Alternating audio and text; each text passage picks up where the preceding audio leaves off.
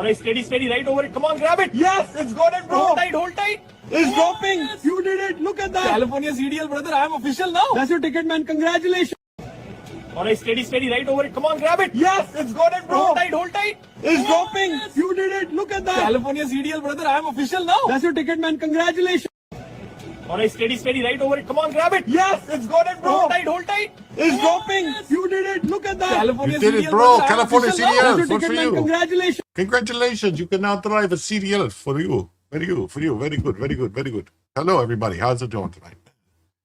Oh. Oh, sorry. Oh, I got to fix my camera again. Oh. It's like an every night thing. I'm fixing the camera, fixing the camera, fixing the camera. Fixing the camera. There we go. Much better. Much better. How we doing? How we doing? How we doing? Well, let's see. Who's here? Got, of course, Mr. Sharkman was here with just the old, put the dot there. Stanglant, how you doing? Terry, hello. How you doing? I am Bob. Nice to see you. None of your business. Great to see you. What's up, Joe? Get to working, man. That's me. The other guy asks, what's up, Dan? How you doing? Jules, good to see you tonight. How's it going? And this is Jim tells you, hey bro, cool ass street, not gonna lie, at 4FQ3. I don't know what that means. Okay. But thanks for stopping by. Please like and subscribe. You're still not used to the intro because you always skip it. Sharon Tyler, what's up? How you doing? Nanner knows what's up. Sunshine, how you doing? Phil Coggins, how you doing tonight? No Jabsky, what the F? What's up? Jonathan Marcos, good evening, good everyone. Thanks for the news and commentary. Steve Hilliard, how you doing, buddy? Good to see you. Hope your day's been a great one too. You're rereading the Iliad. Try to read it at least once a year. Well, that's good. Ads. Oh, ads. Okay, let me fix that. Sorry. All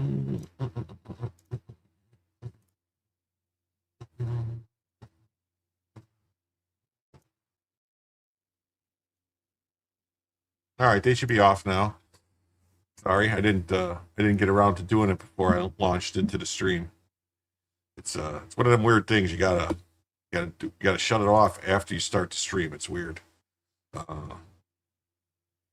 Jules says a small contribution to the goal in Cash App. Well, thank you very much. And who else is here? Oh, no problem, Renee. I try to always shut them off. Sometimes I forget though. I'm sorry. So yeah, so everybody, so Jules says there's a small contribution to Cash App. So I'm gonna look at that one second. But I just want to say first, as always, there's a goal. We try to go about 2 hours, 2.5 hours for the show. For every $75 that comes in across all platforms, Cash App, YouTube, PayPal, Rumble Rants, Twitch memberships, YouTube memberships, Rumble memberships, Locals coins, you name it.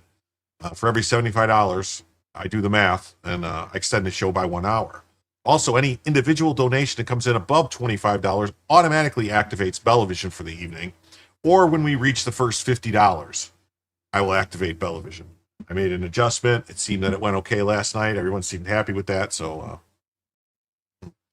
I know you told us to remind you. Oh, okay, good. Thank you for reminding me. Hey, what's up? Good, Kelly. How you doing tonight? So yeah, so let's see here. Let's see what, first of all, let's look at Cash App and see what it says there. Okay. Thank you very much. Thank you very much, Jules, for the $5. So with that $5, that puts us at $70 away from the first additional hour and $45 away from Bellavision.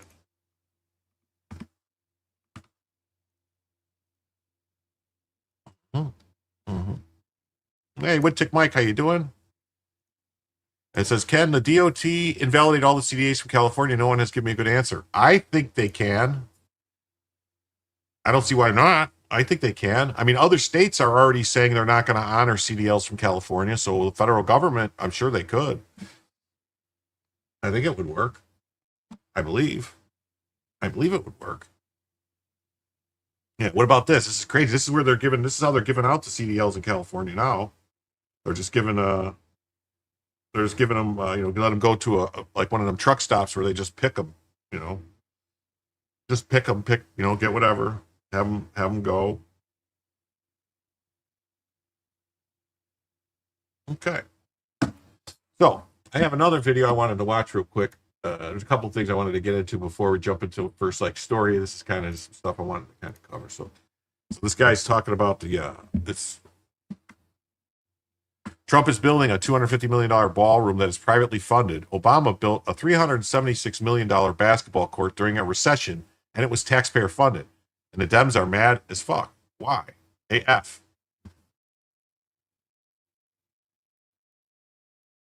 Y'all niggas really mad at a ballroom that's going to cost $250 million that Trump is paying for himself? And y'all wasn't mad at a basketball court that cost $376 million and we paid for that shit? I'm sorry, we paid for that sugar honey iced tea? Y'all really mad about that? Have y'all seen the donors list of the ballroom? Yeah, man. Companies that we rock with are paying for that. Apple, T-Mobile, HP, God dang it, it was so many I can't even think of them. But it's wild, man. And he's been talking about this since 2016. Y'all act like it's off the cuff. And every time the top people come over from China, they're getting these big, beautiful, they put a tent on the White House. We don't have a ballroom at the White House. I offered, by the way, Jerry, years ago to build a ballroom at the White House, free of charge, $100 million ballroom. I said, we'll get the top 5 architects in America. We'll get the top people, top everything. We'll have the best ballroom, because I noticed they always put tents up on the lawn. Number one, it's not a good security thing. Number two, the guy that owns the tents is making a fortune, okay?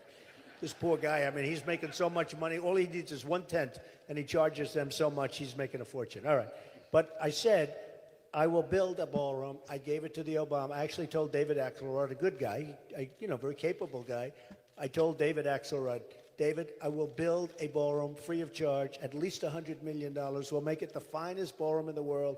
We'll put it someplace so it works contextually, magnificently. It'll be done. We'll have committees set up.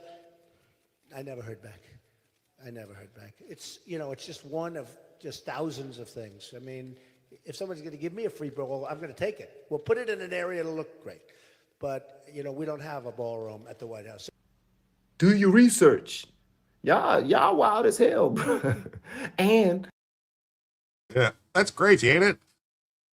They're making a big deal about this ballroom, and they're trying to make people upset, basically trying to convince people. This is the Democrats' move right now, is to try to convince people that Trump is spending money and focused on this ballroom instead of SNAP, and he's taking away your food, but he's building a ballroom. What are they doing? Yeah, tents and porta-johns. It's nuts. It's nuts, man. What are we, the third world? Come on. And then Tim says that he's starting to give some go for a 950-story Trump Tower in gold in the West Wing. Well, that'd work. And Brian, what's up, man? Nice to see you. Nana, your ears must be ringing the other night. I thought it was you. What's up, Watt? Yeah, what's up, everybody? So there's that I thought was very interesting. Let's see if there's any comments on here. So, Rock, how much did Obama's basketball conversion cost at the White House?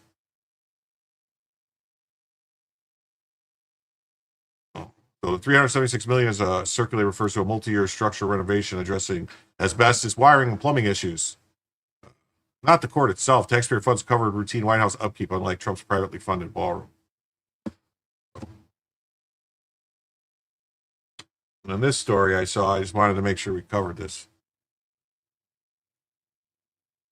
We weren't supposed to get rid of time change. Yeah, we were supposed to get rid of time change too. That would have been nice to do. Yeah, the Saudis felt at home in the tents. They did. Yeah, they like the tents, the Saudis.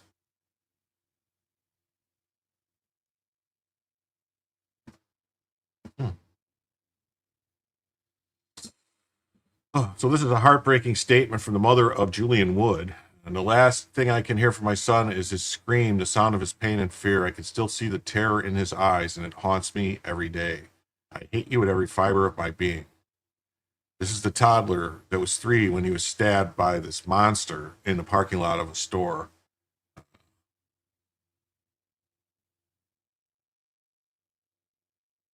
A mother shouldn't receive her child's death certificate at 3 years old, and his cause of death is by homicide.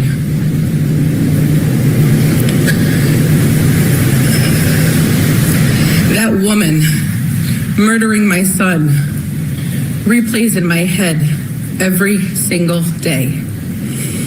It is my living nightmare. The last thing I will ever hear from my son is his scream, the sound of his pain and fear before he was gone. And I can still see the terror in his eyes, and it haunts me every day. I hate you with every fiber of my being. Because of you, I live in constant fear. For months, I couldn't leave my home. If I did leave my home, I needed someone by my side, and even then I was stricken with fear. I don't take my children to the store by myself anymore. because I fear something might happen. I leave my kids at home with my mom and go by myself because if anything happens, it'll just happen to me. I hate that I'm here and my son is gone.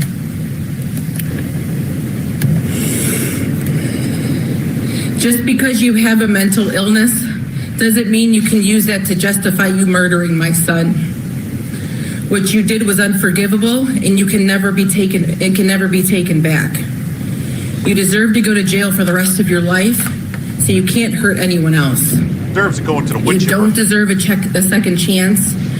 You don't deserve mercy. You didn't give my son any. Wood chipper. Definitely wood chipper. Yeah, I have a 3-year-old grandson, and if anybody attempted anything, there would not be a place on this earth that you could hide.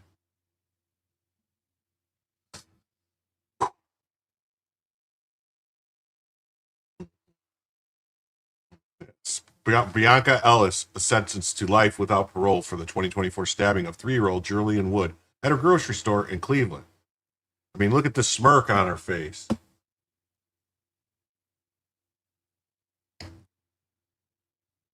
Yeah, I don't know.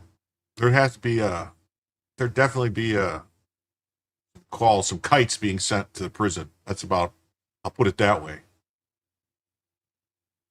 People's books would be very full.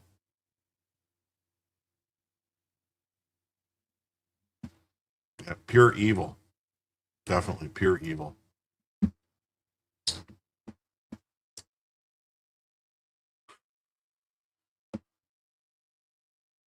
You blame Trump? How is it Trump's fault? Yes, it's her sentencing. They gave her life without parole. 34 sentenced to life in prison without parole for aggravated murder of a 3-year-old. The incident occurred June 3rd outside a Giant Eagle grocery store in North Olmsted, Ohio. Ellis stabbed Julian multiple times in the chest and neck while he was in a shopping cart. Julian's mother also stabbed but survived after surgery. Ellis is arrested at the scene without resistance, found guilty on all 9 charges. Sentenced in Cuyahoga County Common Police Court, October 27, 2025. Ellis said, "I apologize for what I did." Judge John Russell called the crime senseless and horrific and imposed a maximum sentence. The attack described as random and unprovoked by prosecutors. No prior connection between Ellis and the victims. The death penalty not pursued despite capital offense under Iowa guidelines. Yeah, what was the motive? What was the motive for this? Was it a racial hate crime? You know, was this person brainwashed by the media that white supremacy was the biggest threat to her? Makes you wonder, don't you?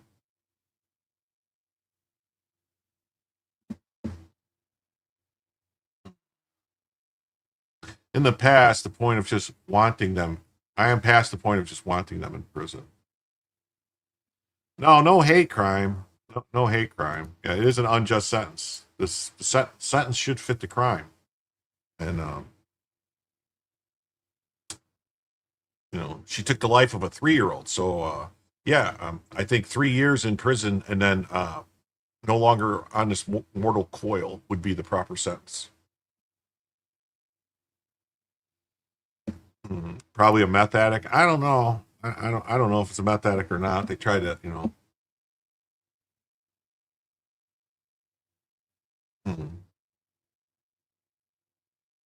Yeah, I'm not going to read that. So, now on to the first actual news story of the evening. The Indiana governor calls a special session to redraw the congressional maps.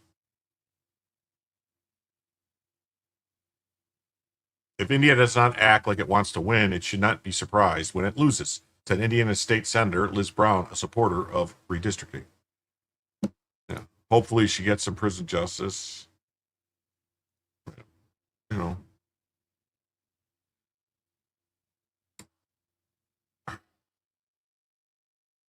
I don't know how. I don't think female prisons are the same as male prisons. Generally speaking, a male prison, they would not take.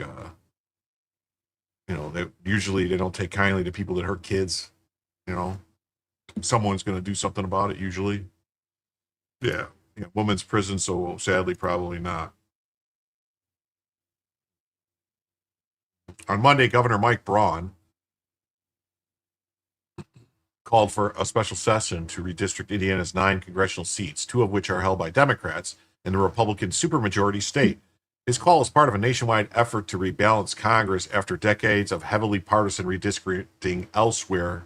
Everywhere Democrats hold state majorities, as well as congressional apportionment increasingly distorted by Democrats' encouraged mass illegal immigration. A male prison would have a special section. Yeah.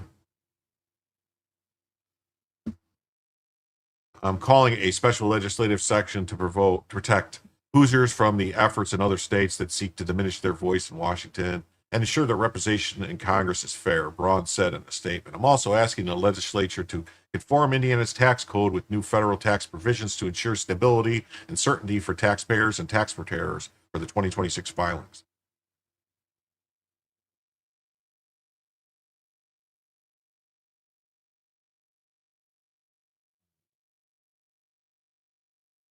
All those mothers that haven't seen their kids, they better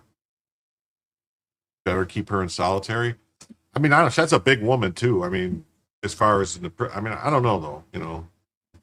It's Ohio too. I don't know. I mean,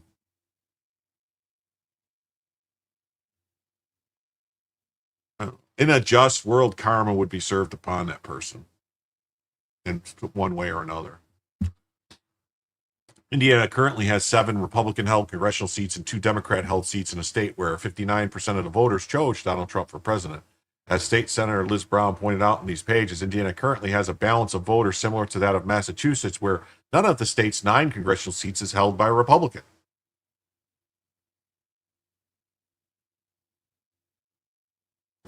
Yeah, still hit her with a gang. Well, maybe, maybe. It's possible. It is. It's possible.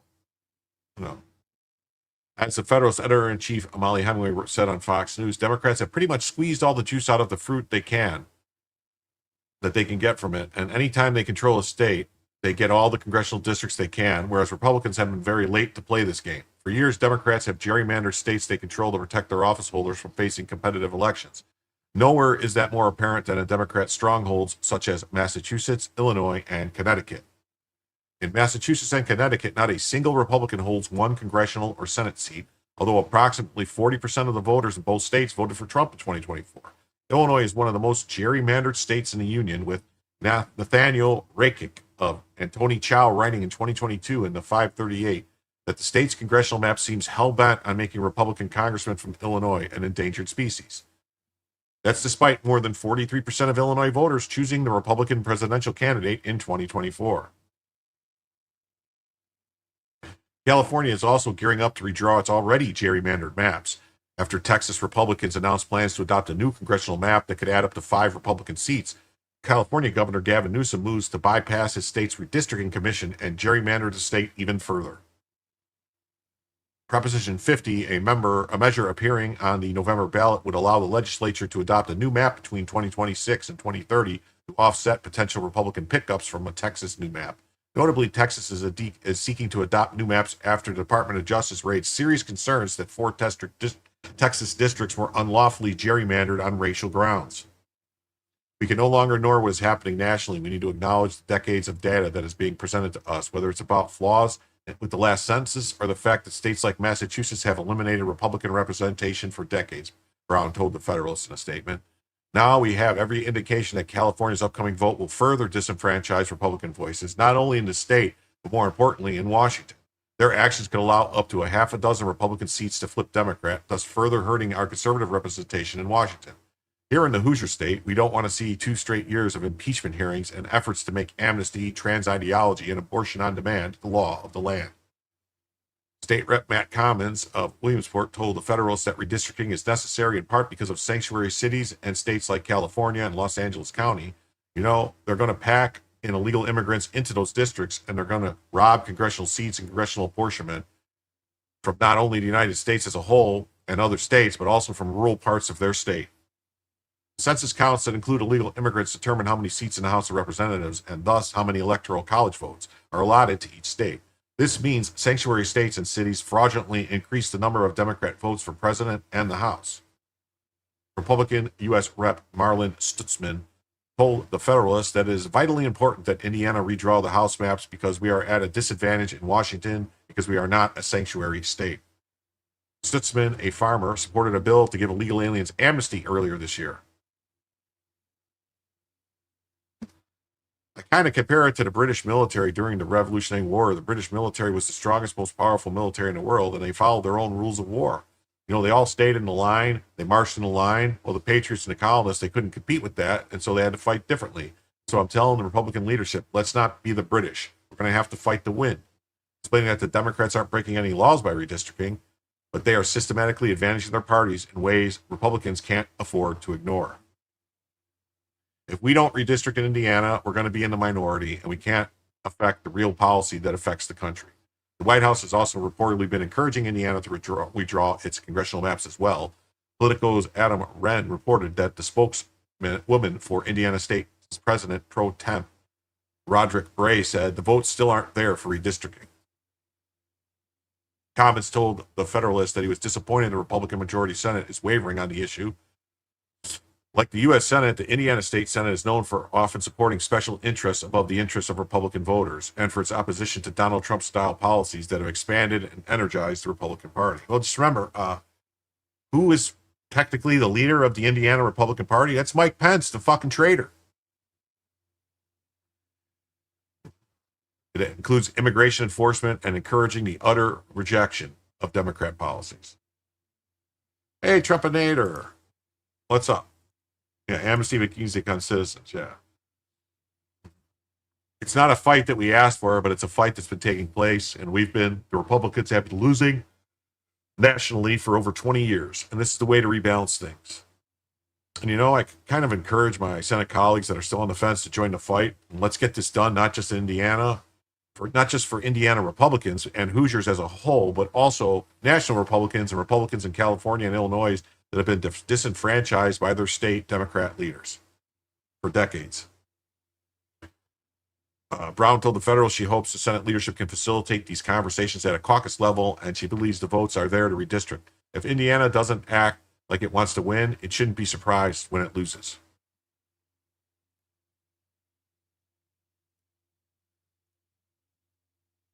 During a recent interview, Bray's team reportedly requested that an answer about redistricting be removed from the final production.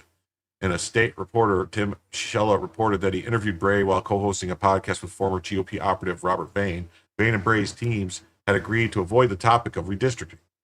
Shella said journalistic ethics would not allow him to agree to not ask a public official about an issue of public interest. So Shella said he asked Bray about redistricting twice, and Bray responded that he is considering it. Shella said that the portion of the interview was then removed from the final publication of the podcast. Bray's spokeswoman did not respond to the Federalist request for comments on Monday. Right, Democrats only know how to steal power.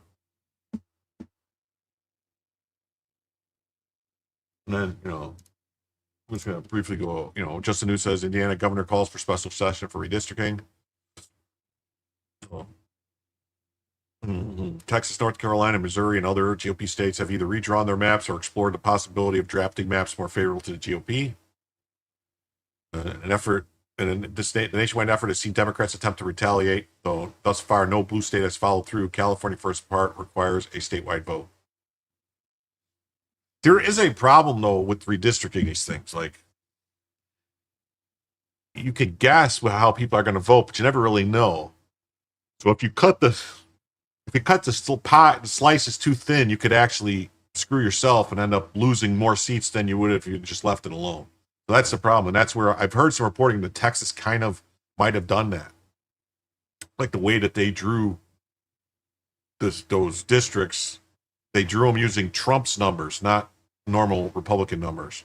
So if they don't get Trump numbers, they might end up losing seats, not actually gaining seats.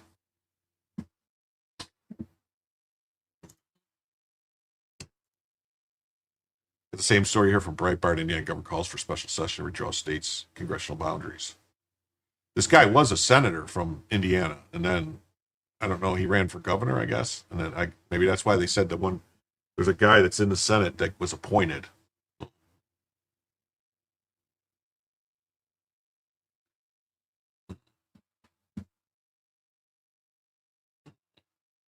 They're trying to blame it on Trump or whatever.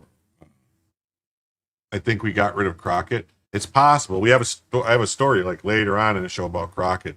Turns out she's a secret. She has a secret stock trading portfolio that she was hiding, wasn't reporting to Congress. So I'm hoping that they're going to do something about it now that they found out that she's got like millions of dollars that she's trading stocks and she wasn't reporting any of it.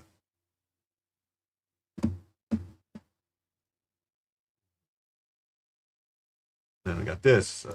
They're saying that no one else is taking action, but in New York, what they've decided to do is because New York has a by nonpartisan commission or some shit too or whatever supposedly. So the Mark Elias decided to sue New York over districting, claiming that they're disenfranchising, trying to force New York to have to redraw the maps, basically saying that New York has racially gerrymandered maps or something.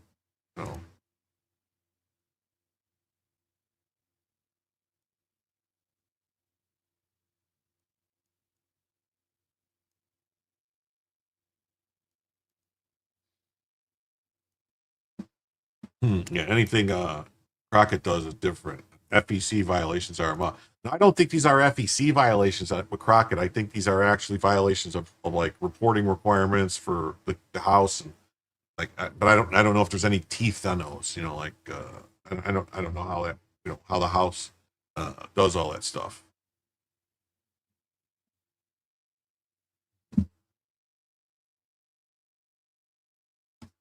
Listen.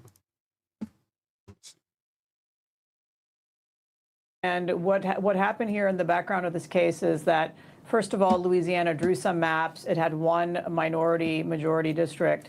And then they got sued by the NAACP saying that there should be two. So then they drew two, and then they got sued by white plaintiffs saying that that second one was unnecessary. And in fact, the use of race in redistricting is unconstitutional. So I don't know if the court's going to go as far as that, but the United States Department of Justice position, which you just heard very ably articulated by my colleague in the Solicitor General's office down the hall from me, is that the use of race is very rarely appropriate in 2025 here in the United States. And there are circumstances in which, like in this case, we believe it violates equal protection to assume. An unknown error occurred. What the hell's going on? Anyway, a lawsuit filed on behalf of 4 New Yorkers claims the state's congressional maps unlawfully dilutes Black and Latino votes in the 11th congressional district, according to the New York Times. The district now includes Staten Island as part of southern Brooklyn. So because they redrew maps, and Staten Island, which is Republican, Staten Island, they want them to split Staten Island up into more than one district, not have it as a whole district connected somewhere else. They want them to divide up Staten Island. That's what they want them to do. And the suit argues that boundaries violate New York's new Voting Rights Act by confining minorities to a district where they can't influence elections. What? What? They can? What? That doesn't make any sense. Democrat docket reported the plaintiffs claimed the racial makeup of the district isn't represented properly. The complaint reads in part, the racial demographics of Staten Island have changed significantly over the last several decades, but the 2024 congressional map does not reflect those changes. So if a black person moves into Staten Island, you have to redraw the districts to connect more black people to it so they can, what? I don't think that's legal. I can't wait to vote for a new state senator and watch the Dems vote for whichever one is least popular instead of their candidate. Does Trump have more women in position of power than a potato? Every time I look, there's a woman out of the administration saying or doing something. Funny how Trump doesn't brag like the potato. Yeah, well, there's no reason to brag. The complaint also contends that the district boundaries are antiquated by comparison with the New York State Assembly map, which links communities of interest in Staten Island, North Shore, and the southern Manhattan.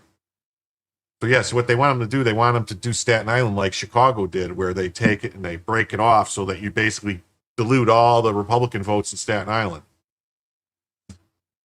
The district is represented by Rep. Nicole Malatakis,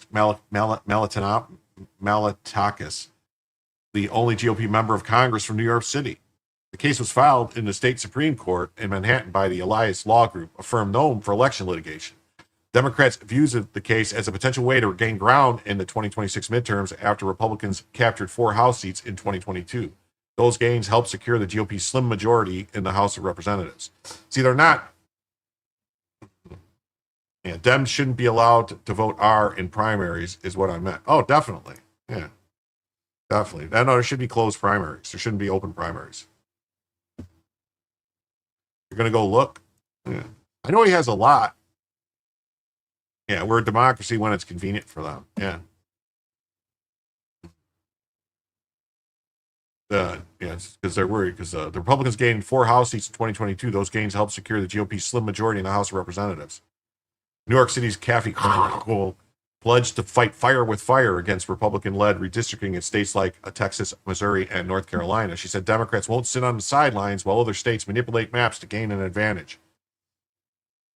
New York's redistricting process is managed by an independent commission created in 2014 to reduce political influence. That panel deadlocked before the 2022 elections, forcing the Democrat-controlled legislature to draw maps that were later struck down by a judge. The judge appointed a special mapster who drew loon lines that helped Republicans gain 4 districts. Democrats later won permission to revise the maps again, but chose a limited redraw to avoid another court battle. Only 3 districts were significantly changed, including the 22nd in Syracuse, the 19th in the Hudson Valley, and the 3rd on Long Island. Democrats went on to win all 3 in 2024.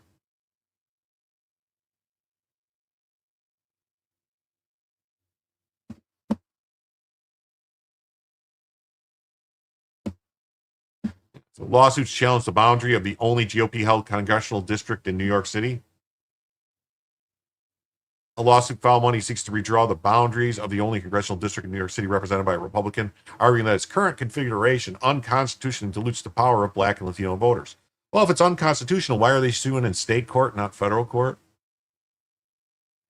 The case filed by an election law firm on behalf of 4 voters comes amid a national fight over congressional boundaries ahead of next term's midterm elections, which will determine the control of a narrowly divided U.S. House.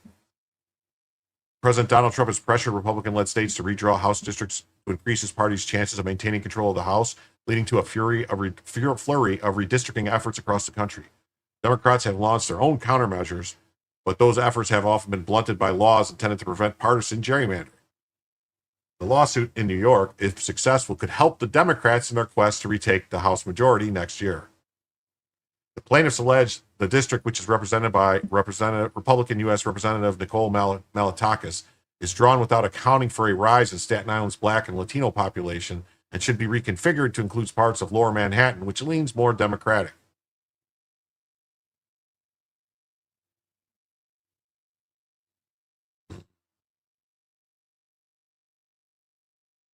As it currently stands, the district encompasses Staten Island, a conservative enclave, along with a nearby part, southern Brooklyn, that shares a similar political bent.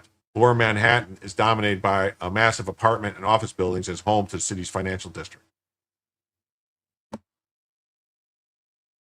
In a statement, Malatakis calls the case frivolous and said the boundaries were enacted into state law by the state's independent redistricting commission, the Democrat-controlled state legislature, and the Democrat governor. New York GOP Chair Ed Cox issued a similar statement saying everyone should see this effort for what it is, a naked attempt to disenfranchise voters in New York 11 and elect a Democrat to this congressional district contrary to the will of the voters. The state's election board, which is named as a defendant in the case, declined to comment. Kathy Hochul pledged to wade into the national redistricting battle, but has few options to substantially change the state's congressional lines. Yeah, they're probably working together with the lawyer.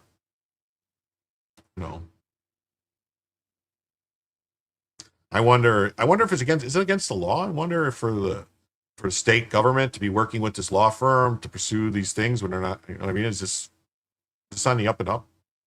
It seems pretty shady. I bet you the Democrat Party or some Democrat people are paying for this lawsuit. You know, Elias isn't doing it for free.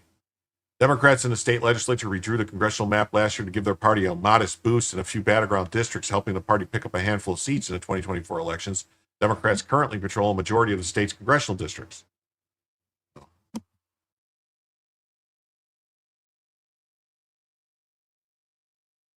And the Washington Examiner has as New York Democrats target Republican House seat in redistricting lawsuit.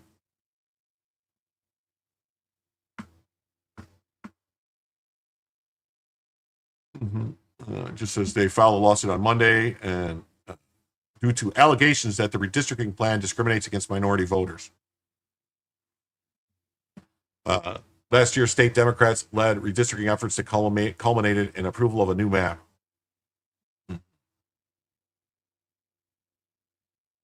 They were designed to target then GOP Rep. Brandon Williamson's seat and give Rep. Tom Souza's a boost. After Kathy Hochul gave a final green light to the map, which was backed by House Minority Leader Hakeem Jeffries, Democrats picked up 3 House seats. Williams lost his bid for re-election, while Souza was able to fend off a Republican challenger.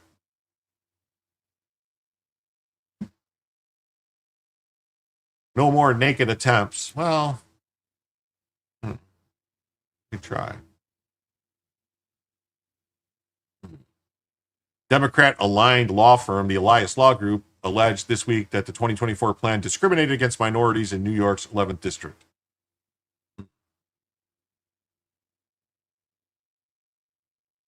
Rep. Malkanakis holds the seat and the distinction of being New York City's only Republican member of Congress. The lawsuit argued that the map disenfranchised minority voters, stating that Black and Latino Staten Islanders have less opportunity than other members of the electorate to elect a representative of their choice and influence elections. How do they know? Because they found 4 people there that say it? I mean, so they're going to change the map because 4 people said they couldn't vote for what?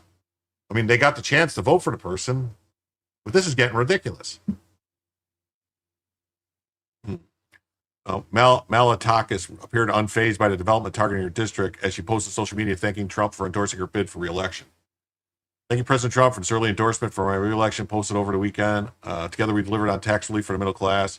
The firm's lawsuit comes as Democrats look to counter nationwide Republican redistricting efforts. The 2024 plan was widely viewed as a modest redistricting proposal that stopped far short of more extensive gerrymandering efforts that Democrats have previously pushed in New York in 2022 before being halted by the state Supreme Court. State Republican leaders have slammed the lawsuit, calling it a naked attempt to disenfranchise voters. There's another naked attempt. Now, the Democrats attempt another gerrymander of New York 11 by linking Staten Island to Manhattan. The current Staten Island-Brooklyn district is compact, respects communities of interest, and has been approved by both courts of the state legislature. This latest lawsuit, brought by the same lawyers who previously defended the unconstitutional state gerrymander in 2022, is seeking a blatant racial gerrymander in violation of the Equal Protection Clause. While the lawsuit is likely faces a long shot path towards success, it represents growing Democratic resistance to Republican efforts in Texas and elsewhere to redistrict states. Such plans were most recently announced in Indiana. So, and Hochul's going to support it. All right, on to the next story. We got some news.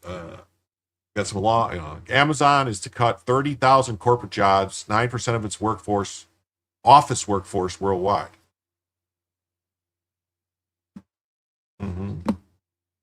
Yeah. Shorts in the hot tub at all times, Jim. Please read the pool area rules. Okay, we'll do.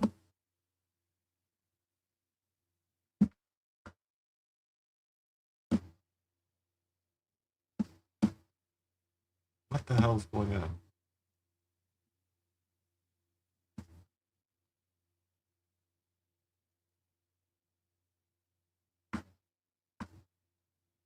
Amazon will slash 30,000 corporate jobs starting Tuesday, according to a report unleashing one of the U.S.'s biggest job bloodbaths this century as the company's aggressively revamps its business with artificial intelligence. Sources told Reuters the reductions, which amount to 9% of Amazon's global office-based workforce of 350,000, will begin Tuesday and could unfold over several weeks. The company did not immediately respond for requests for comment. Seattle-based web giant's sweeping layoffs marks the biggest in a series of major contractions for the company, which has slashed tens of thousands of jobs since CEO Andy Jassy took over from the company's billionaire founder, Jeff Bezos, in 2021. Right. AI means no more jobs. Oh, Terry says, I want to thank whoever gifted me a membership. I really appreciate it. Well, last night we had, Jules says, heading off to bed, Jim. Sorry I can't stay longer. It was so good seeing everyone live. Hit the like for Jim, share, subscribe. We got to get him to 5K. Much love. Oh, I appreciate that. Appreciate that very much. Good night, Jules. Have a nice night. I'm sure you're watching on replay tomorrow. India AI. In 2022 and 2023, Jassy cut a total of 27,000 jobs. Those cuts targeted Amazon Web Services, its devices group, and entertainment units, including Prime Video and Twitch. Reuters reported this week that the layoffs could reach across multiple departments, among them human resources, known internally as the People, Experience, and Technology Group, as well as devices, services, and operations. 183 million email passwords exposed in a data leak, including millions of Gmail accounts. Managers in affected areas were instructed Monday to complete training sessions on how to brief employees once email notifications start going out Tuesday morning. The latest reductions come as Amazon doubles down on artificial intelligence and robotics, technologies that Jassy has described as central to the company's next phase of growth. In a company email in June, Jassy warned employees to embrace automation or risk being left behind, writing that those who become conversant in AI would be best positioned to help us reinvent the company. He also acknowledged that Amazon expected efficiency gains from using AI extensively across the company that would reduce corporate workforce. AI is allowing Amazon to cut major costs and playing a key role around efficiency, along with other cost cuts. Dan Ives, global head of tech research at Wedbush Securities, told the Post. Earlier this month, Fortune reported that Amazon was preparing to cut up to 15% of its People, Experience, and Technology division, known internally as PXT, a 10,000-person unit that includes recruiting and HR tech firms. These layoffs are believed to be part of the new 30,000. The scale of the latest cuts positions Amazon among the largest corporate downsizers of 2025, alongside Meta and Google parent Alphabet, which have also trimmed staff as AI investments reshape the tech industry. The company has been aggressively reining in costs while committing more than $100 billion in capital spending this year to expand its cloud and AI infrastructure. Amazon's push to automate its operations has intensified in recent months. Internal strategy documents reviewed by the New York Times showed that the company aims to replace almost 500,000 jobs with robots and automate 75% of its fulfillment operations by 2033. Executives had told the board that automation could allow Amazon to avoid hiring hundreds of thousands of additional workers in the U.S. while doubling sales volume. Amazon doesn't want to employ anyone. They want to just use all robots and AI. Just take all the money. Amazon said at the time that the internal documents did not represent its official hiring strategy and that the company would continue to create new jobs in logistics and technology.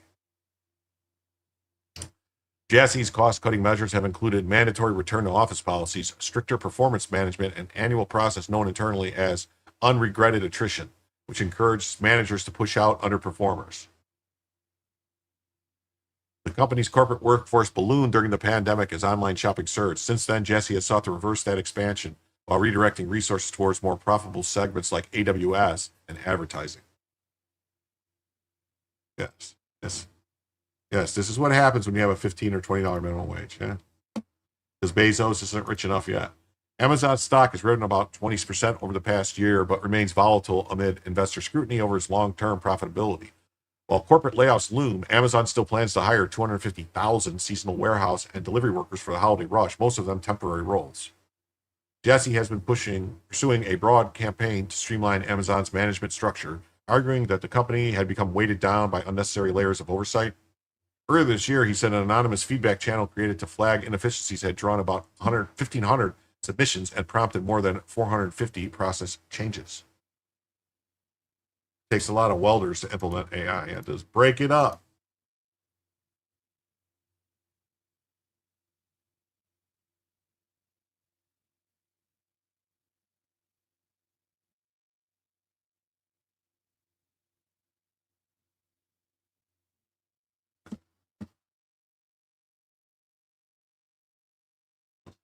Same thing from here from Zero Hedge. Just says Amazon plans to axe 30,000 corporate jobs. Cuts begin Tuesday. Late in the U.S. chaos session, Reuters dropped a startling headline. Amazon is preparing to take a Javier Milei-style axe to its corporate workforce. 30,000 jobs, plan layoffs. So this is the chart that shows number of employees. They got 1.546 million employees. Amazon has 1.5 million employees. Holy shit. That's a lot. That's a lot of employees. They want to get back to pre-pandemic numbers probably.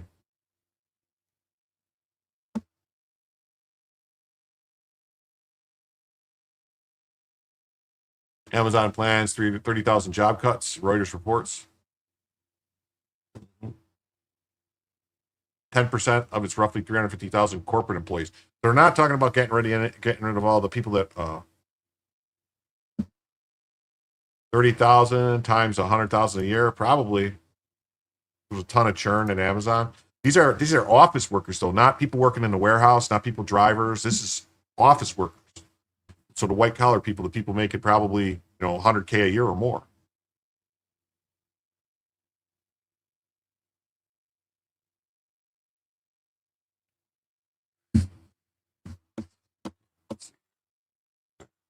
And then we got another round of layoffs.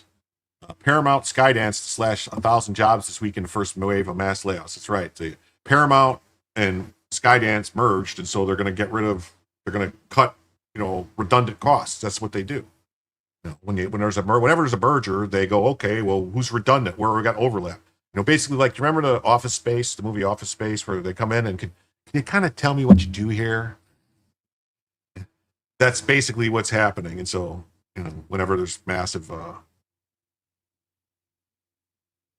it says Paramount Skydance will begin firing about 1,000 employees on Wednesday. What does it say? We've been firing 1,000 employees on Wednesday. The first phase of sweeping layoffs that will ultimately eliminate about 2,000 positions as CEO David Ellison pushed to trim the $2 billion in costs. The firings marked the first major restructuring since Skydance Media completed its $8.4 billion merger with Paramount Global in August, creating a new Hollywood giant under Ellison's control. Bloomberg reported Monday that the initial cuts will hit 1,000 staffers. A person familiar with the plan told the news site that the company wanted to move quickly to stabilize operations. Are they still trying to buy Warner Bros. Discovery? I don't know. I thought they were. But this just, I don't know. Oh, you don't do nothing? Okay, here's your pink slip. Yeah. Oh, out of here. Number 17. You're watching the baseball game. Good to know. Wonder how many of them are DEI managers. Is this David Ellison? Is he related to Larry Ellison, the Oracle? Is this the Oracle guy's son? I wonder if that's the Oracle guy's son. We do not want to be a company that has layoffs every quarter, President Jeff Schnell said at a press conference about the merger, so it's going to be painful. The Post previously reported that insiders anticipate an epic bloodbath next month as management has told division heads across the company to begin compiling kill lists of people whose jobs are set to be terminated. Yes, that's Larry Ellison's son. Okay. It's his son. So they got a lot of money. I think Larry Ellison is like right there with Elon. They keep going back and forth for who's the richest person in the world, I think. Am I correct about that? The reductions are in part of an aggressive cost-cutting drive by Ellison and Shell as they attempt to integrate Paramount's sprawling legacy businesses, which include CBS, Paramount Pictures, MTV, Nickelodeon, and Paramount Plus streaming service, into a leaner structure. Paramount Skydance is expected to disclose full details of its restructuring when it reports third quarter earnings on November 10th. Is that a British company? As of December, we're British media. Is that Skydance? Because I don't remember ever hearing of Skydance really that much anymore. It's not a name that jumps out at me. As of December, Paramount employed about 18,000 full and part-time workers worldwide, and another 3,500 project staff. That's actually, that's not a very big 18,000 workers. It's not that big for being an 8 billion dollar company. Not that many workers.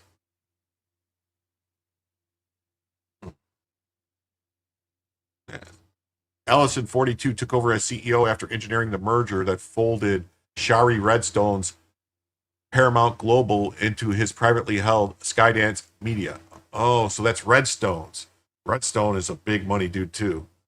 The deal was largely financed by his father, Oracle co-founder Larry Ellison, who retained significant influence as a backer of the new company.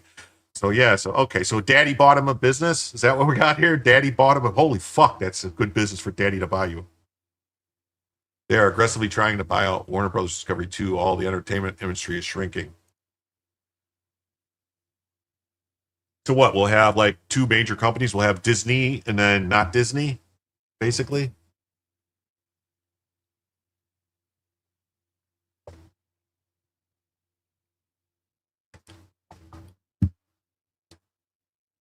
You know, Elon does not spend money. He has a plan for his money. What do you think it is? I don't know. I mean, going to Mars, maybe? I mean, if I'm not mistaken, there was some new earnings and some stuff with Tesla, new contract or something. Skydance is American. It started out as a production studio. Okay. All right. Well, it says there where the money came from. It says Oracle co-founder Larry Ellison paid for basically funded this. So Shell, the former NBC Universal chief, now serves as Paramount Skydance's president. So do these guys own NBC and CBS? Wait a minute. They own NBC and CBS? With the consulting firm Bain and Company. Oh, assisting in identifying $2 billion in annual savings. Oh. Elon pays a lot in child support. It's got Disney, Warner Brothers, Warner Discovery, Paramount, and Netflix. Those are the four main companies. With consulting firm Bain. Before the merger closed, Paramount carried out several smaller rounds of staff reductions, including a 3.5% cut to its domestic workforce in June. Paramount Skydance did not immediately respond to requests for comment. Hey, we've been going an hour exactly, and we have 110 people watching on YouTube, 10 watching on X, and 1 watching on Twitch. I want to say thank you to all of you. Please remember to hit the like and subscribe. Like and subscribe. Please like and subscribe. All right? Like and subscribe. Please hit like and subscribe to the channel. Please hit the like button. Remember that Bellavision is activated at any individual donation of $25, or if we hit 50, which right now we are only 45 away from Bellavision and 70 away from adding an additional hour to the show. Hey, Gilly, what's up? Nice to see you again. You think it'll be 3 studios only, Dan? Warner Brothers, Paramount, all one? So it'll be Disney, it'll be Warner, Paramount, Discovery, and then what was the other one? Netflix.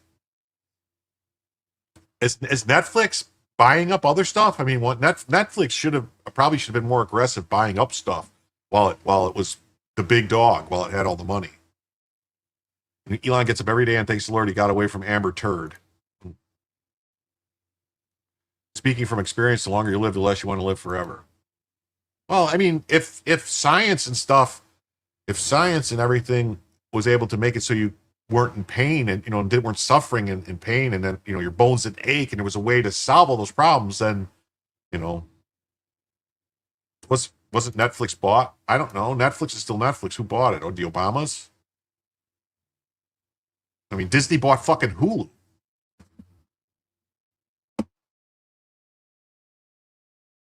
Sabrina Carpenter fans look stunned at lack of SNL censorship. Huh.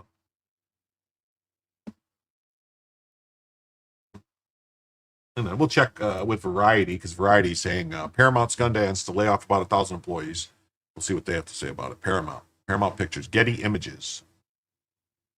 Layoffs are coming down at Paramount Skydance this week, with the freshly merged company looking to slash approximately 1,000 jobs, primarily in the U.S. on Wednesday. Following this week's cuts, more layoffs are expected at a later date, a source familiar with the plans said, but Paramount Skydance, headed by Chairman and CEO David Ellison, is undertaking a series of deep staffing cuts that are expected to eliminate a total of around 2,000 jobs in the U.S., with additional layoffs taking place internationally. A rep for Skydance declined. Warner Brothers Discovery and CJENM form a strategic partnership to expand K content reach.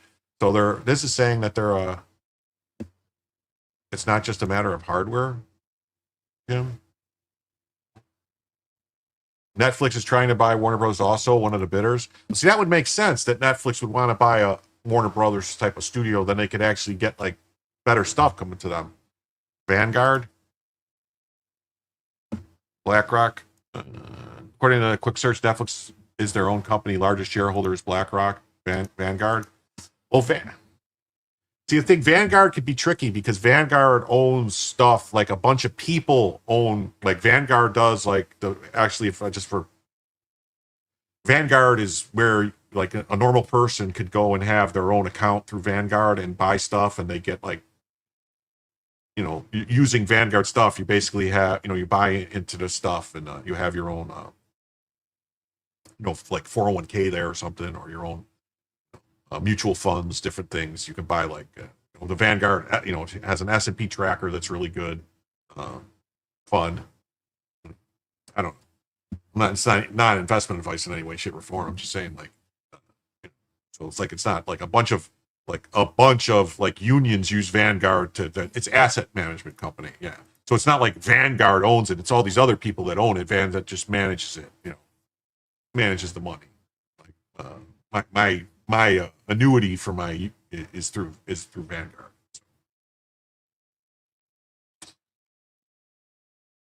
A rep for Paramount Skydance declined to comment the company's layoff plan for this week, reported earlier by Bloomberg. Major job. What is this?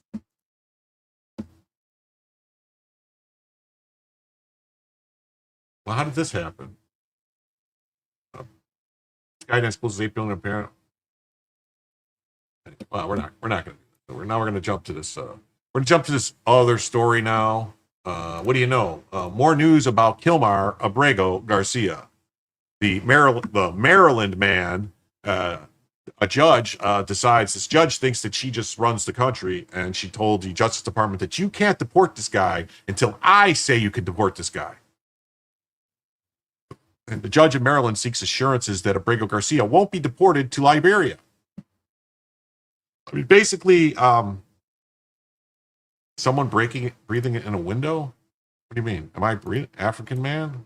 What are you talking about? Be a machine? Voom voom vogue? What is going on? What? Why, does it sound bad? Is my sound fucked up? What's going on? So yeah, this clown. So it says, on Monday, a federal judge, Judge Zinnis,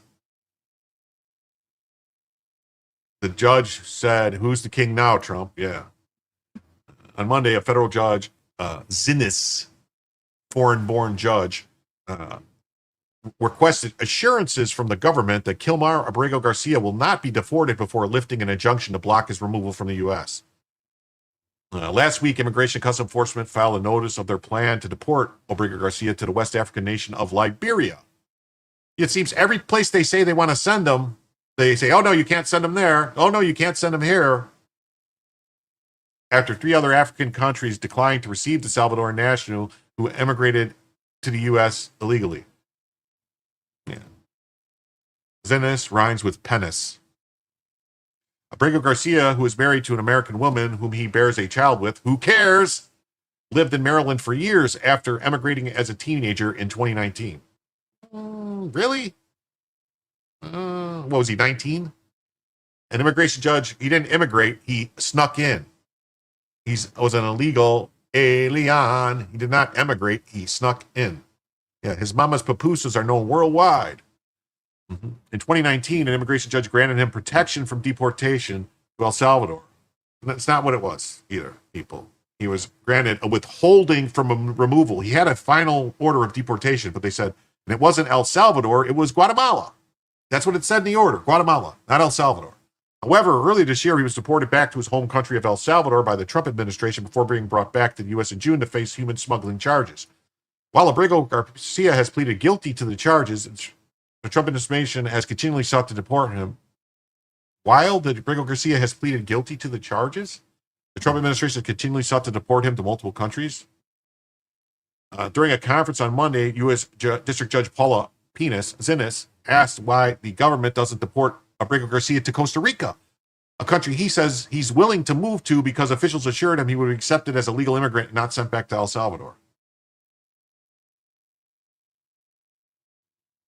If he wanted to go to Puerto Rico or Costa Rica, why didn't he just go there? Any insight you can shed on why you're continuing this hearing when you could deport him to a third country tomorrow?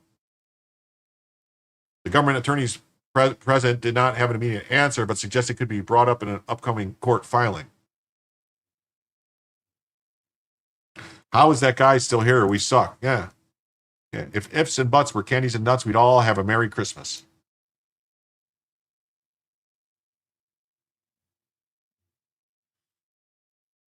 Snarf says, set him free. We'll take care of him.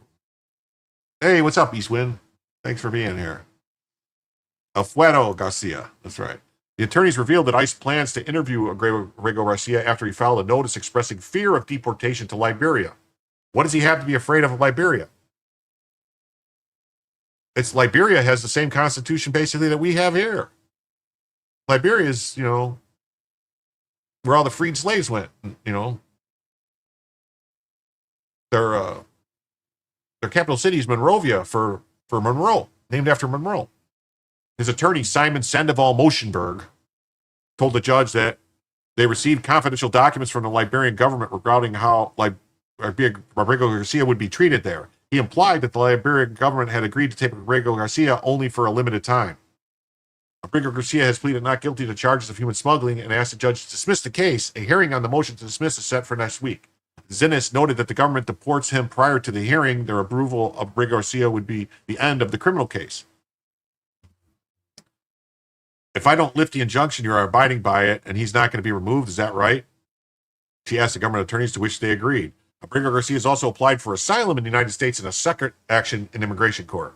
Yeah, he's not going to get asylum. You got to apply for asylum in the first 12 months or something like that.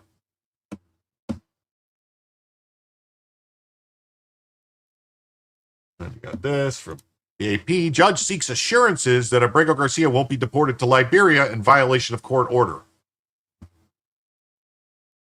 I don't know if he pled guilty to the trafficking charges, but that doesn't make any sense. Why would he be fighting to have him dismissed if he pled guilty? I think that.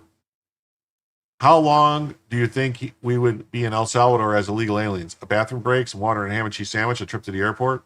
Here he stays for years, yeah.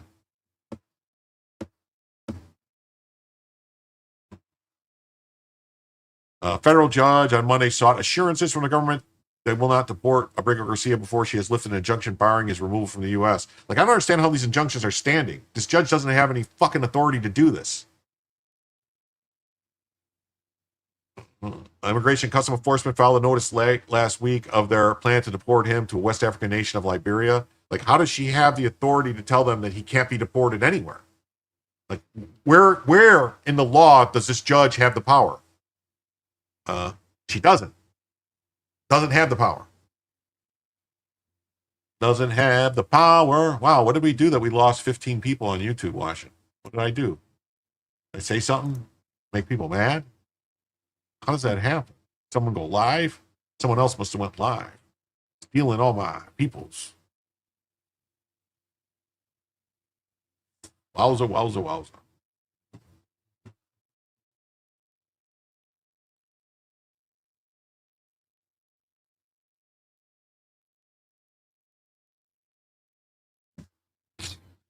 Okay. Oh, I see what.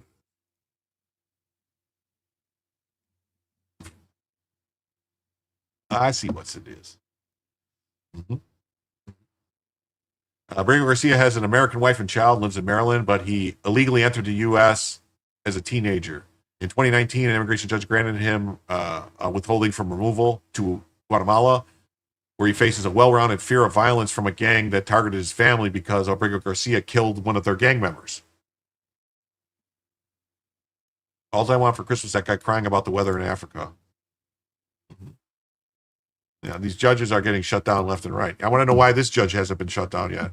Yeah, his wife and kids can go with him. Well, I think that's why he wants to go to Costa Rica, because he wants his wife and kids to go there with him. These judges keep coming back again and again and again. Yeah, it's nuts. Earlier this year, his mistaken deportation. No, it wasn't mistaken. was held in a notoriously brutal prison. Why is it notoriously brutal? He looked fine. He looked like he got fat there. During a status conference, Judge Paula Penis questioned why the government does not simply deport Abrigo Garcia to Costa Rica, a country that he said he is willing to go to because the government has promised it would welcome him as a legal immigrant and not re-deported to El Salvador. Well, that would be making me wonder, is Costa Rica tied in with MS-13 or something? Mm-hmm.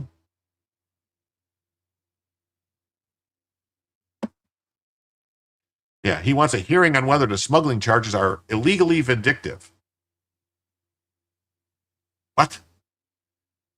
Any insight you can shed on it? We're continuing hearing. So, yeah, so there's that. Let's see. Then we got this. Another story. The Trump administration asked the Supreme Court to weigh in on firing of Copyright Office director.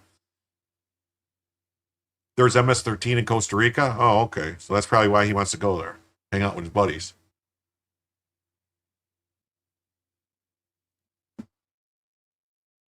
Federal prosecutors on Monday asked, why would it be prosecutors? Why would it be prosecutors? Wouldn't it be federal lawyers? So why would it be prosecutors? It's not a criminal case.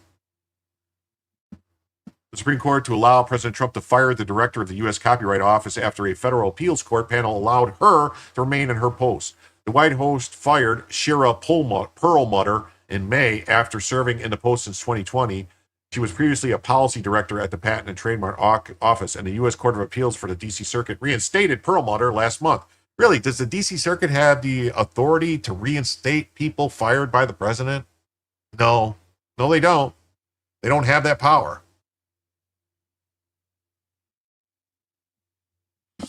The Justice Department filed an emergency application with the High Court to pause the appeal court decision while the case plays out.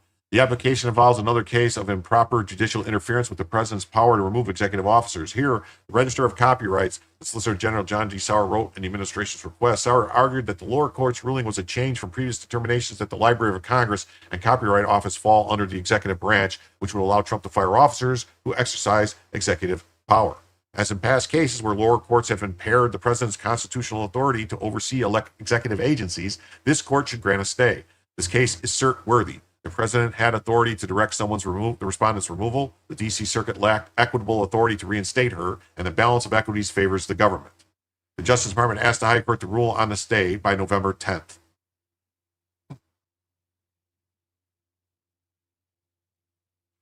Supreme Court grants extra time for arguments in tariff case.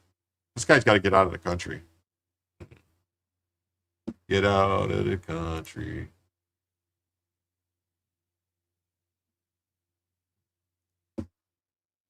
See how this is how the AP, the Trump administration asked the Supreme Court to allow it to fire the U.S. Copyright Office. No. The Trump administration already fired the head of the U.S. Copyright Office. A tyrannical lower court inferior judge usurped executive authority and claimed to reinstate her. The Trump administration on Monday asked the Supreme Court to allow it to fire the director of the Copyright Office. It says, archive all the actions, lawsuits by Democrats. They will fight on the other side whenever, hope never, there's a Dem POTUS trying to take actions. I'll bet the deed to my home. Oh, yeah, they will. Yeah. No, they have no shame. Administration's newest emergency appeal to the High Court was filed a month and a half after a federal appeals court held that the official could not be unilaterally fired. Oh. Nearly 4 weeks ago, the full U.S. Court of Appeals for the District of Columbia refused to reconsider the ruling.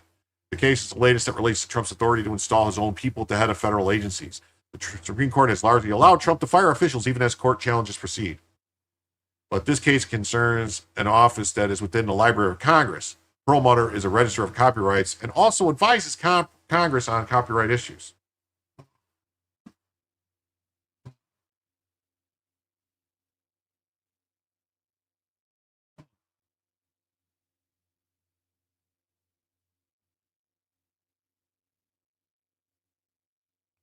J.D. Sauer wrote in his Monday filing that despite ties to Congress, the Register wields executive power in regulating copyrights. That's right. Perlmutter claims, because the test is, do they exercise any executive power? If they exercise any executive power, then they're in the executive branch. The fact that The fact that they think it's because somebody reports to Congress. I mean, all types of people report to Congress. I mean, they call in executive people all the time to testify in front of them. I mean, what kind of ridiculousness is this? Perlmutter claims Trump fired her in May because he disapproved of advice she gave Congress in a report related to artificial intelligence. Perlmutter had received an email from the White House notifying her that your position as the Register of Copyright is terminated effective immediately. A divided appellate panel ruled Perlmutter could keep her job while the case moved forward. The executives alleged blatant interference with the work of the legislative branch official as she performed statutorily authorized duties to advise Congress. No. It's not a legislative branch. What? Well, how is that a legislative branch?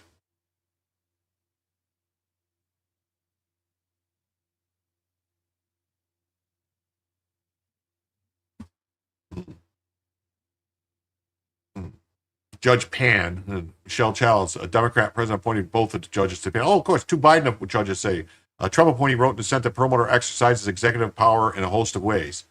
Perlmutter's attorneys had argued that she's a renowned copyright expert, and she has served as a Register of Copyright since then Librarian of Congress Carla Hayden appointed her to the job in October 2020. So if she was appointed by the Librarian of no. Trump appointed Deputy Attorney Todd Blanche to replace Hayden at the Library of Congress.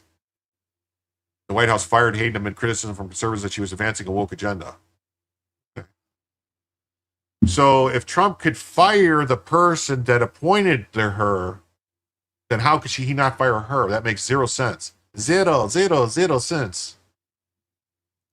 It's so stupid. Vance is VP and president of the Senate, so that does make him part of the legislature? No. It's right. It's like, that's crazy. Just crazy stuff, man.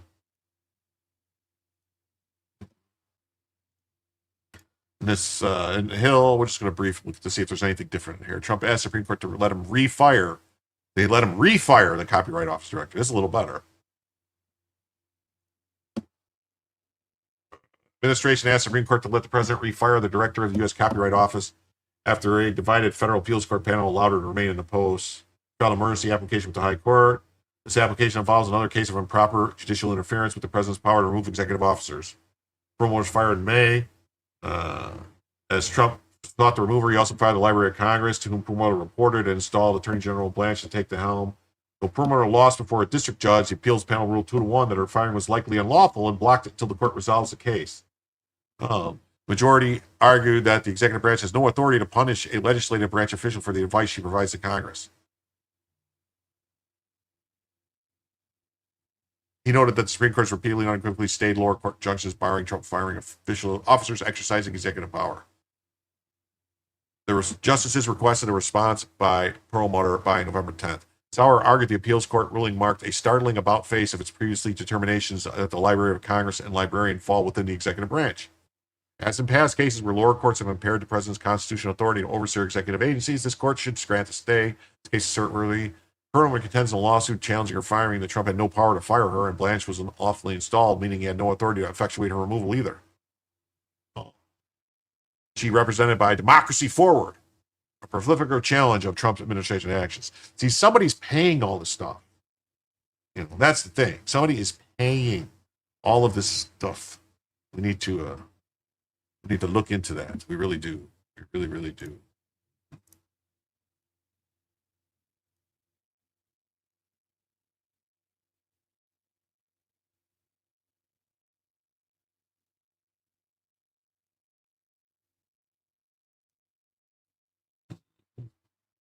Hold on 1 second.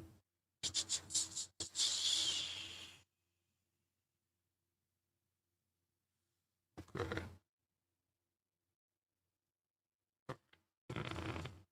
And Lisa, the justice also slated to hear arguments in 2 such cases in the coming weeks. The FTC member Rebecca Slaughter's removal will be weighed in December, and the Federal Reserve Board Governor's Lisa Cook's firing will be heard in January.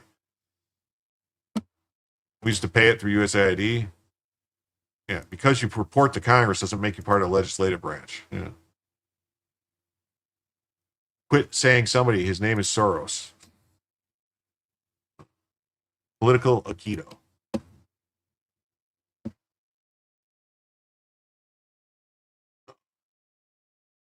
And then we got this. This is a little thing I thought I'd bring up because we got the the cackling hens of the View are warning people that Trump is going to try to stay in power. He's not going to leave. He's going to refuse to leave power. Yeah, Sonny Host and Trump is most definitely going to try to remain in power.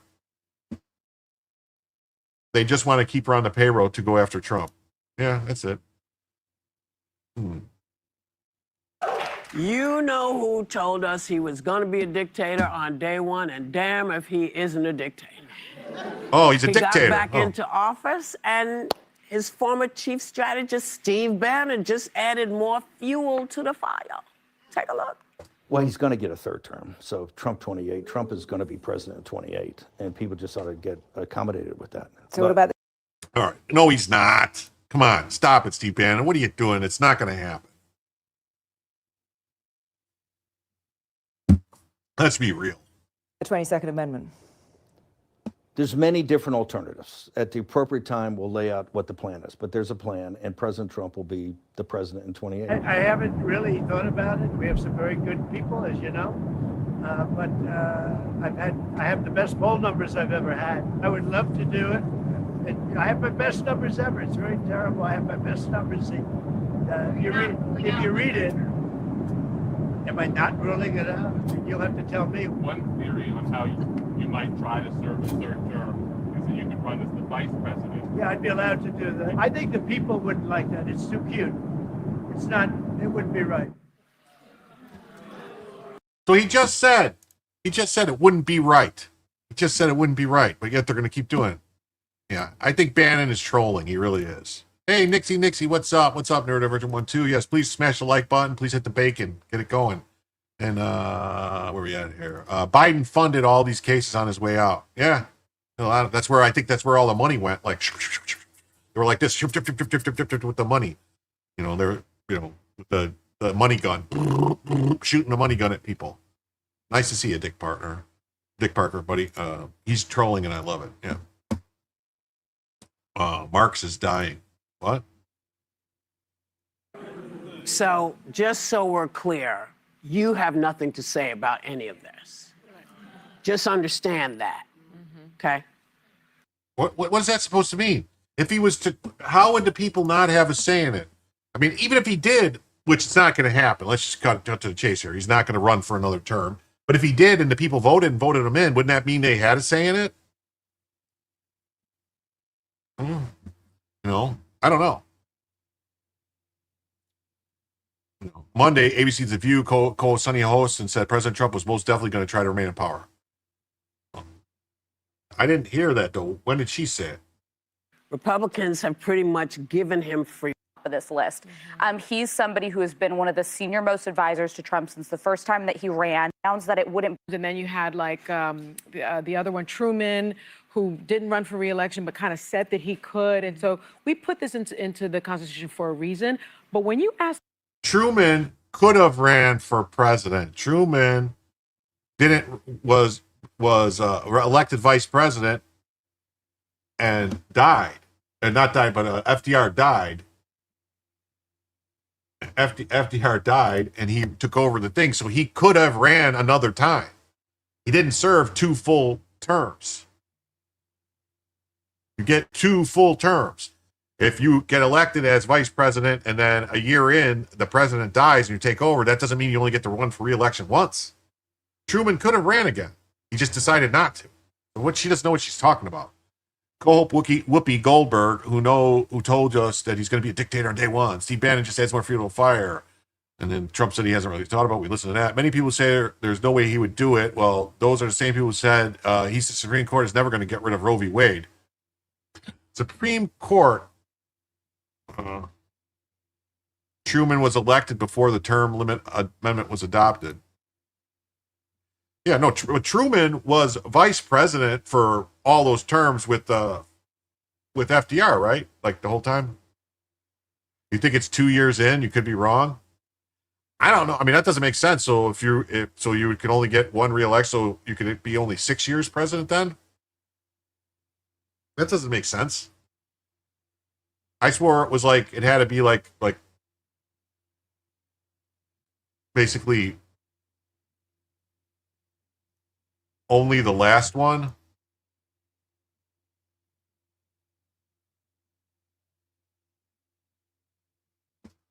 Oh, there was other people who were VPs before Truman. Truman was just the last one. Never heard of Wookie Goldberg before. Did I invent this? He's never going to get rid of the East Wing. What are these people talking about? This crazy shit. He's expanding the East Wing. He's not getting rid of it. All right, now to this story. This is a very interesting story. It says, here's how Gavin Newsom steals California elections. San Joaquin County Sheriff says voting records show people from outside the country vote in California elections, including Pakistan. FDR had 3 different VPs. The online voter registration system, it seems to be an honor system. You're able to register and cast a vote if you don't live in the country. Additionally, anybody can put information in there. To register to vote, all you have to do is click a box and say that you're not lying.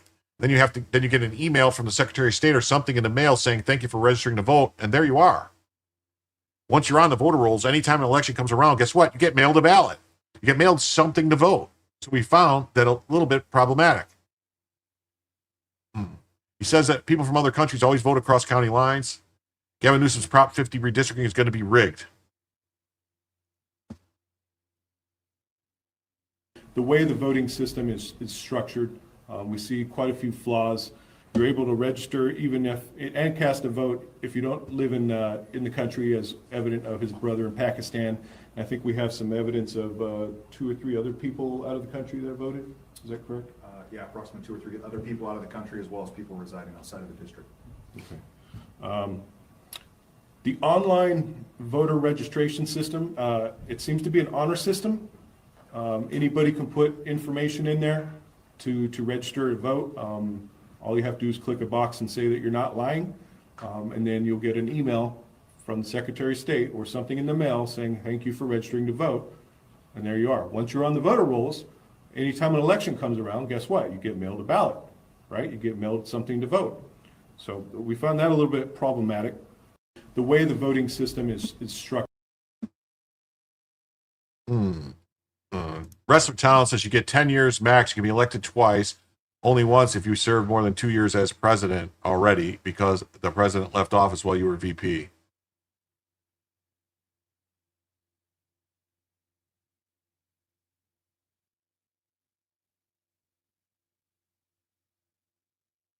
So if you serve, so you can serve 2 years. Okay. You don't get 2 full terms if you move in with over half of a first term. It counts as a first term. Well, that seems like a ripoff. Want 4 new states? Trust me, bro. It's all designed that way. Yeah. Prop 50 will be rigged as Newsom's recall. Yes. That's right. Russian bot farms need to sign up. Well, why aren't the Russians doing this? And then if the Russians like the Trump so much, like Red Angle News says, a California sheriff is blowing the whistle on how Gavin Newsom steals elections, saying foreign nationals are voting through an online honor system where anyone can click a box saying they're not lying and get mailed ballots. It's crazy. Crazy, crazy, crazy. And we got this. California will dispatch observers to watch DOJ's election observers. So they're going to send watchers to watch the watchers. California's going to send people to watch DOJ. These people are basically really trying to start some shit, man.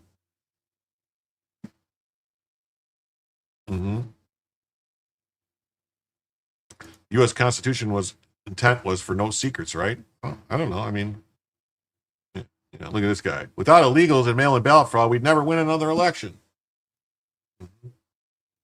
Then Harvey Dillon says, I thought this was a joke, so I didn't comment, but apparently irony is dead. California will dispatch observers to watch DOJ's election monitors. Yeah. Skivel score. Let them watch. And Tim Pool says, it sounds like Democrats have rigged their elections, and the thought of someone making sure that they didn't is interfering with their election process. Democrats expose themselves by opposing DOJ oversight of the election process. I thought that's how it works, 10 years max. Okay, maybe. That's what I said. Let's hear what the Beanie, if he's going to say Civil War. Is he going to say Civil War? Donald Trump will be deploying election monitors into blue jurisdictions, and the response from Democrats is that he is rigging the elections. I love the argument. The DOJ is going to send people to monitor. They can't do anything else, and that's rigging an election. Let me just stress this one more time for you guys. By sheer virtue of observing their election practice, he is changing the outcome of the election. What's the argument?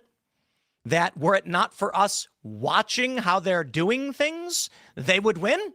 It sounds like Democrats have rigged their elections, and the thought of someone making sure they didn't is interfering with their election process. There is something kind of funny when you look at the Constitution and how it prescribes federal elections. The state legislature determine how these elections will take place. And in the event a state decides to rig their election process, then, so long as it's not like overt rigging, they can structure elections in such a way that make it impossible for their enemies to win. Well, now with election monitors being deployed, and likely, in my opinion, National Guard throughout the next year, Democrats are fearful they won't win. Here's my bet. Democrats largely won through ballot harvesting. Many of these states, most states, it's legal to ballot harvest. That means you go to someone's house, you knock on the door and say, hey, I'll take your mail-in vote for you and go drop it off. That's why they want universal mail-in voting. That's why they want universal mail-in voting. That's absolutely right. They want to be able to mail the ballots out, and then they get a whole bunch of ballots sent to we know this is what happened. It's nice. It's nice that Harvey Dillon is looking over the election system. Yes, they definitely do. We'll all be watching each other, body cams and cameras. It would be nice, yeah. But they won't be able to keep anybody out. They're not going to be able to, GPS monitoring. Yeah, should be some stuff, definitely, that they need to do. Mm-hmm. They need to do something. People who don't vote will fill it out. Someone knocks on their door and says, I'll take it for you. Now, in many of these locations, there's a limit on how many ballots you are allowed to harvest. Some, it's no limit. They go to nursing homes and collect ballots. Well, what happens when a guy pulls up to a ballot box and he's got 500 ballots, but there's an observer standing there with the DOJ? You can't drop him off. So what do? Nothing. You lose. And that's what they're really worried about, at least in my opinion. Yep, that's what they're worried about. But I don't know if they have the authority, if that's actually what they're going to be watching, if they're going to be watching the drop boxes and stuff like that. Yeah, the DOJ used to monitor elections in Mississippi, Alabama, Louisiana through the Civil Rights Act. That stopped the DNC vote rigging by accident. Yeah. Also, they're trying to claim that this is unheard of, that, because it's not a federal, they're claiming it's not a federal election, this and that and stuff. Biden's DOJ sent election monitors to monitor Republican state, a whole bunch of states. Same shit. Yeah. Same type of shit. Yeah. If they can't cheat, they can't win. Really quick before we continue on this story in a little bit, I promised a friend I would do this. I want to tell everybody about this channel. Go check it out. It's called BTM Reviews Bourbon Channel. If anybody likes bourbon or likes to drink at all, I don't recommend, please drink responsibly and all that good stuff. But if you like bourbon and you want to hear about different bourbons, how they taste, different different stuff. He does taste tests, different things. They have giveaways where they give away bottles and stuff like that. If you want to go subscribe to it, it's called BTM Reviews Bourbon Channel on YouTube. He's just got over 500 subs. He's a real nice guy. His name's Dave. He's been on the show before. You guys might have seen him on the show, but he's got this stuff. And it's him and his two sons on every Monday night. They do a live stream and they publish other videos where he goes around buying different bottles and stuff. But if you just go over there, I will put the link in the chat right now. And if you go over there, if you want to go check it out, maybe subscribe and check out one of his live streams on a Monday night or whatever, or leave a comment, let him know that Jim sent you, and I'll tell him Jim says hi. But his name's Dave, and it's him and his two sons and his wife. You'll hear his wife in the background talking. Nice family people. They're in central Illinois. They're in deep, they're behind enemy lines in Illinois. So maybe give them a sub, talk to them, throw them whatever, and check it out. They do different tests and stuff like that. Some of this is here they got Buffalo Trace, Hidden Gems, cigar finish, different, different stuff. If you're into that type of thing, and it says Dan says Dave is a wonderful old man. Even in his advanced years, he doesn't let the barriers of technology stop him. Yeah. So whatever, Just, I told him I would try to help him out, get up past 1,000 subs. So yeah. Illinois is red except for Chi-Town. Yeah. Arizona's a mess when it comes to elections. Haven't drank in 15 years, but I subscribe for a fellow Illinois. Yeah, that's good. For a fellow Illini. Fighting Illini. But yeah, he's a good guy. He does other stuff too. He's got another channel that does like movie reviews and stuff like that. It's just called BTM Reviews, but this one I told him I would help him with. So, all right, continuing on to this story. California will dispatch observers to watch DOJ's election monitors. U.S. Attorney General Pam Bondi announced Friday that the federal administration will deploy staff to evaluate California's November 4th redistricting election. Thank you. California will deploy its own observers to watch over federal election monitors the Trump administration is sending to the state ahead of the November 4th election. State Attorney General Rob Bonta said. Bonta on Monday accused President Trump of preparing to use poll monitors to sow doubt and conspiracy theories about fairness of California's vote on congressional redistricting measures pushed by Democrats. I mean, that's just crazy, isn't it? That's just nuts. It's like nuts.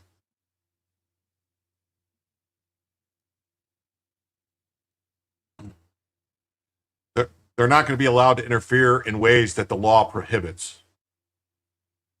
How are they going to interfere? I mean, I don't understand this. What are you talking about? They're not going to interfere. They're monitoring to make sure you guys ain't fucking cheating. You're saying they're not going to be able to stop you. Do you have somewhere in the law that says they can't stop you from cheating? Is that really in your law? Really? Is that in your law? I can't imagine that being in your law. I really can't. That would be crazy. That would be crazy talk. Mm-hmm.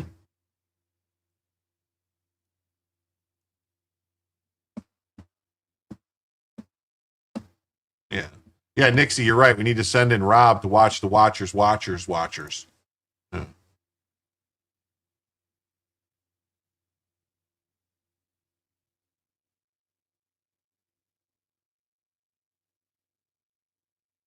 Why did that not appear?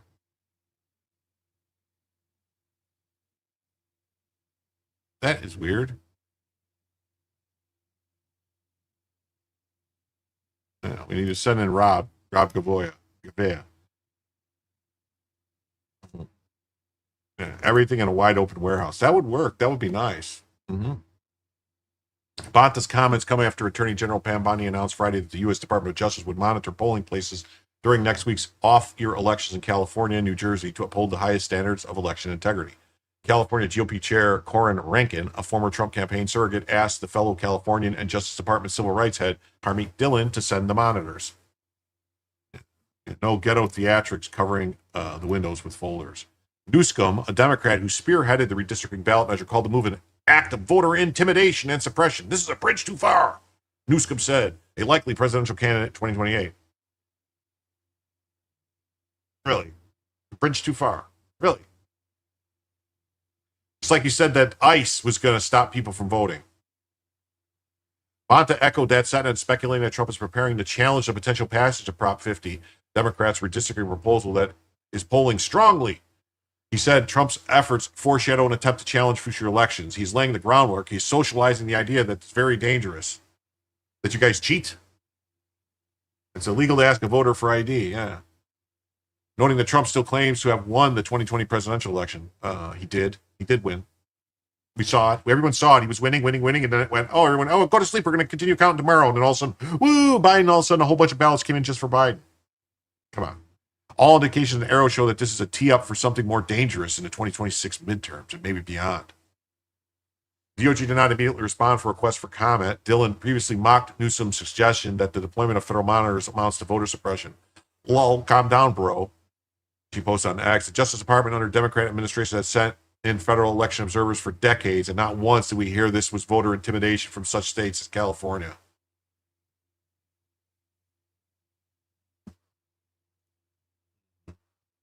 And speaking of Newscomb, we have this, which is funny. We got Newscomb's story about hustling to pay bills raises eyebrows. That's right. Newscomb was on a podcast and tried to claim that he's like poor. Yeah, he's like from a billionaire family. He's claiming he's poor. He's connected to Nancy Pelosi's family. This is crazy. Yes. Yeah, we know they cheat. They know they are cheating, and for years they've gotten away with it. Oh, look, and there's Newscomb with his father. Look at that. Oh, look at him. Yeah, I was a poor boy. Just a poor boy. Yeah. Doesn't everyone have billionaires that fund their businesses, home loans, and gifts? Right here, Gavin Newsom, California's governor since 2019, built his wealth primarily through the Plump Jack Group, a hospitality and wine empire he co-founded in the early 90s. Primary funder was Gordon Getty. Gordon Getty, the billionaire heir to the Getty oil fortune, net worth over $2 billion in the 80s, was the chief financial backer and lifelong family friend of Newsom's father, William Newsom III, a judge and Getty Family Trust administrator, had a close relationship with Gordon, effectively treating him like an adopted family member. Yeah, he was also Newsom's father was also a U.S. appellate court judge. So poor family struggling. Personal ties. The Plump Jack name derived from Getty's 1984 opera Plump Jack. Getty also provided Newsom with home loans, gifts, and payments for investment advice via a family trust. Huh.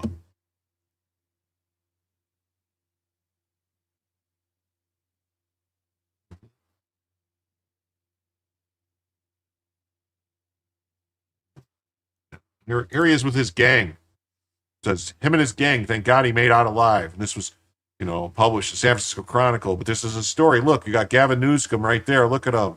And then he's with, who's this with? He's with Gavin Newsom with Paul Moen, Andrew Getty, and Bill Getty, posing for a Children of the Rich feature that ran in the San Francisco Chronicle on December 12th, 1991. But he's running around trying to claim that he knows what it's like to be poor. What?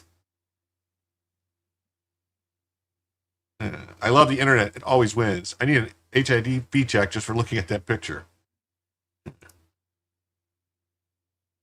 So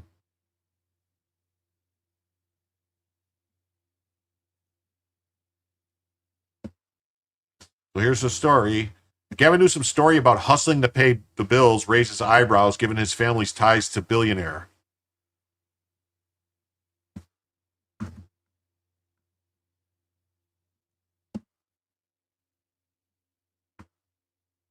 California Governor Gavin Newsom, Satan's spawn, as he's known colloquially, they got him. His characterization of his humble origins are raising eyebrows given his family's ties to the late billionaire Gordon Getty. During a recent appearance on the All That Smoke podcast, Newsom recounted how his mother, who divorced from his father when he was young, hustled when he was growing up. My mom was 19, pregnant, and divorced a few years later with 2 kids. He said, came from no money and just hustled, worked hard, grinding every single day. 2.5 jobs, no bullshit. We had roommates all the time because she couldn't afford the rent.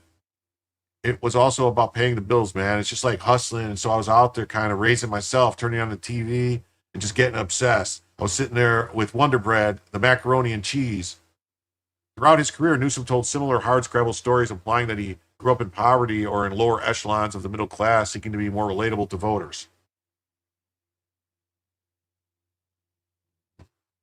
Yeah, Madami didn't tell the whole truth about his hijab wearing aunt for fear of safety.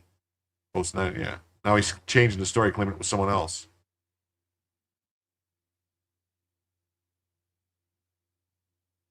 Yeah, there he is. Oh, look at him. I mean, do you see that? See this wood around the woodwork on the thing? Yeah, he had nannies and cooks. He's a fucking liar.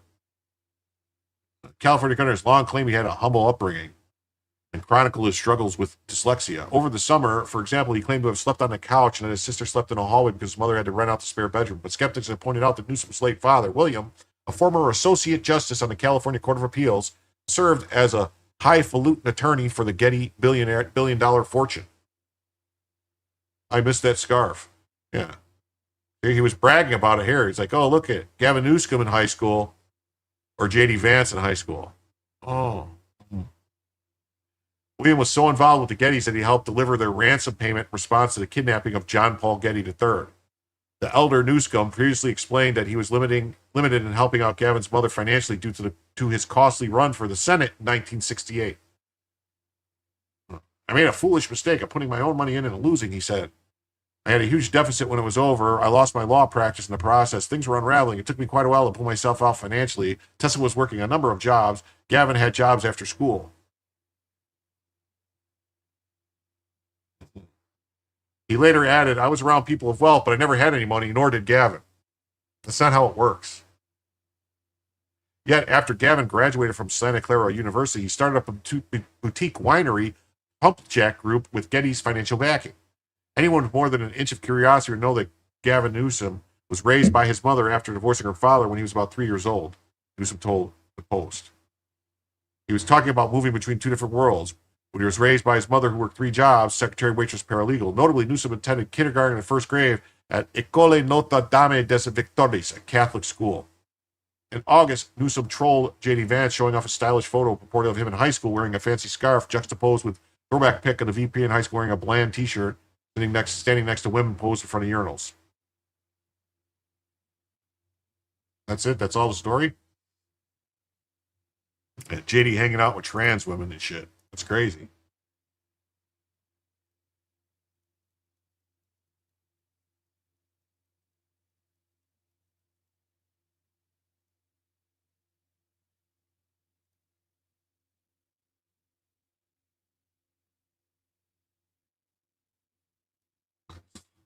Now to this story from PBS NewsHour.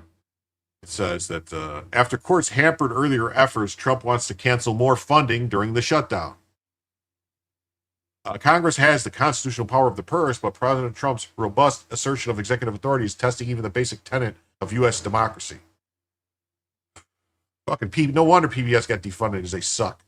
His administration has already canceled or threatened to cancel billions of dollars of previously approved federal spending, and now wants to go after even more funding during the government shutdown. States, cities, and nonprofits and other groups have responded with more than 150 lawsuits accusing the Republican administration of an unlawful power grab. The Associated Press analysis showed that so far those suits have mostly succeeded in blocking the Republican president's spending moves, at least temporarily, but most of the legal battles are far from over, and the Supreme Court, where Trump so far has been more successful, could have the final word. What do you mean, could have the final word? The fucking Supreme Court has the final word on everything. Holy shit.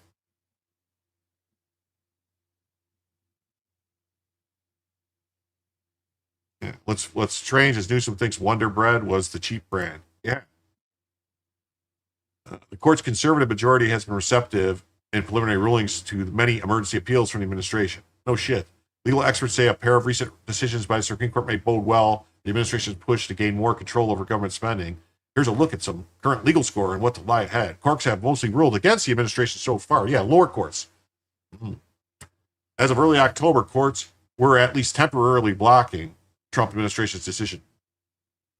So the PBS has given up all whatever you want to say, barrage of being impartial. They're saying, the courts were at least temporarily blocking the Trump administration. So they're saying, well, at least so. So that's because that's what you want to happen. And 66 of 152 lawsuits over federal spending. In 37 of those cases, courts had allowed the administration to proceed. In 26 of cases, the judge had yet to rule. The remaining 23 had even dropped or consolidated. The count reflects decisions by district courts. Appeals courts and the U.S. Supreme Court will almost certainly change as the cases progress. Yeah, how have they been changing when they progress? The flurry of litigation reflects not only the administration's aggressive effort to wrest control of spending, but the Republican-controlled Congress is unwilling to push back. No, that's not what's happening. It's basically they started filing lawsuits against Trump the day he was fucking sworn in. Congress seems to be following its partisan interests more than institutional interests. It's hard to say how much money the administration has withheld. Government watchdogs say the administration is blatantly ignoring a requirement in the 1974 Impoundment Control Act to report funding freezes to Congress. He did report them to Congress, and then you tried to have some of these judges that you're talking about tried to rule and say he had to spend the money anyway, even though he reported it to Congress. Research by Democrats on the House Senate Appropriation Committee estimated the administration was freezing or canceling or seeking to block $410 billion as of early September. Good, block it all. Spend nothing. That's equivalent to about 6% of the federal budget. So $410 billion is 6% of the federal budget. So we have an $8 trillion federal budget almost? Is that what they're telling me?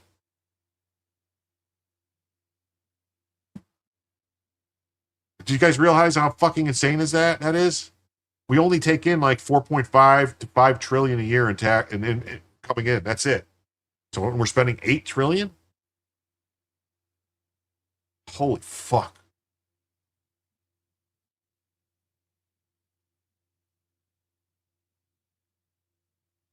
The administration has disputed that number. Since the shutdown started this month, the administration has targeted even more funding, primarily in places represented by Democrats. The Trump administration is taking a page from Nixon. Legal scholars say no president has attempted massive unilateral cuts like these since Richard Nixon. The move reflects an expansive view of executive power that is at odds with the Impoundment Control Act. Well, here's the thing. The Impoundment Control Act is not it's not the Constitution. It's an act passed by Congress. So Congress doesn't have the authority to overrule the president on his constitutional powers.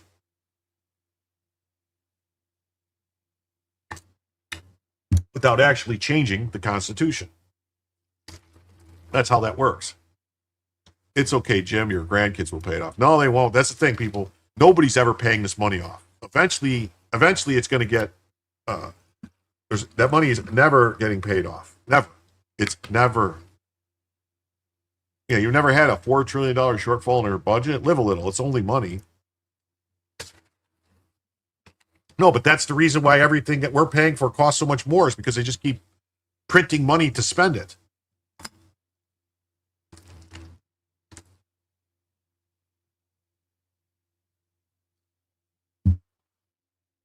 It's kind of ridiculous. Sorry, I had to get more tea. Anyway.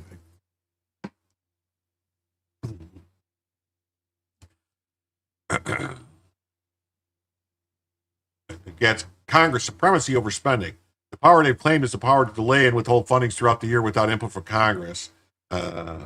Counsel with protect democracy. That's a theft of Congress's power of the purse. In a message to Congress earlier this year, the White House said it was committed to getting America's fiscal house in order by cutting government waste and weaponized woke wasteful spending. The White House Budget Director Russ Vaught, a proponent of withholding federal funds, has argued presidents long had the power to spend less money than Congress appropriated if they could cut waste or be more efficient.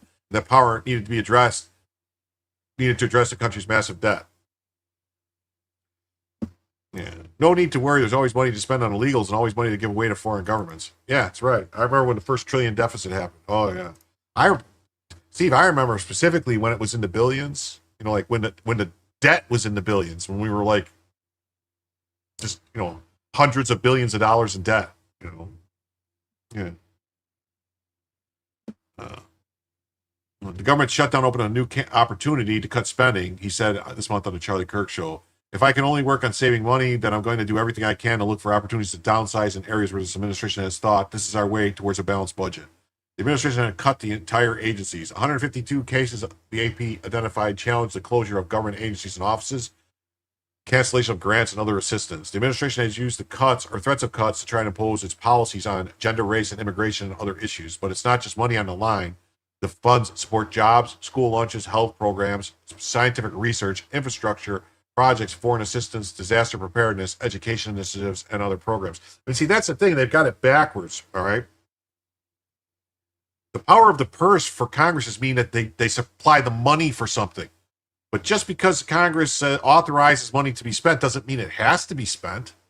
I mean, that's ridiculous. That's a ridiculous way to look at it, to say like, well, we can find this cheaper. We don't have to spend that much money. Oh, no, you got to spend it all. You got to just give the money away. Give the money away. This is ridiculous. That's ass backwards.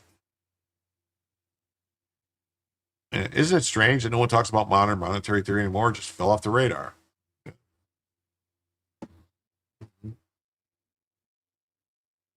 Some notable rulings against the administration include the restoration of funding to 14 states that filed suit over nearly $2 billion withheld for electric car chargers, and a block on potentially broad funding cuts to some of the country's largest cities over their sanctuary immigration policies.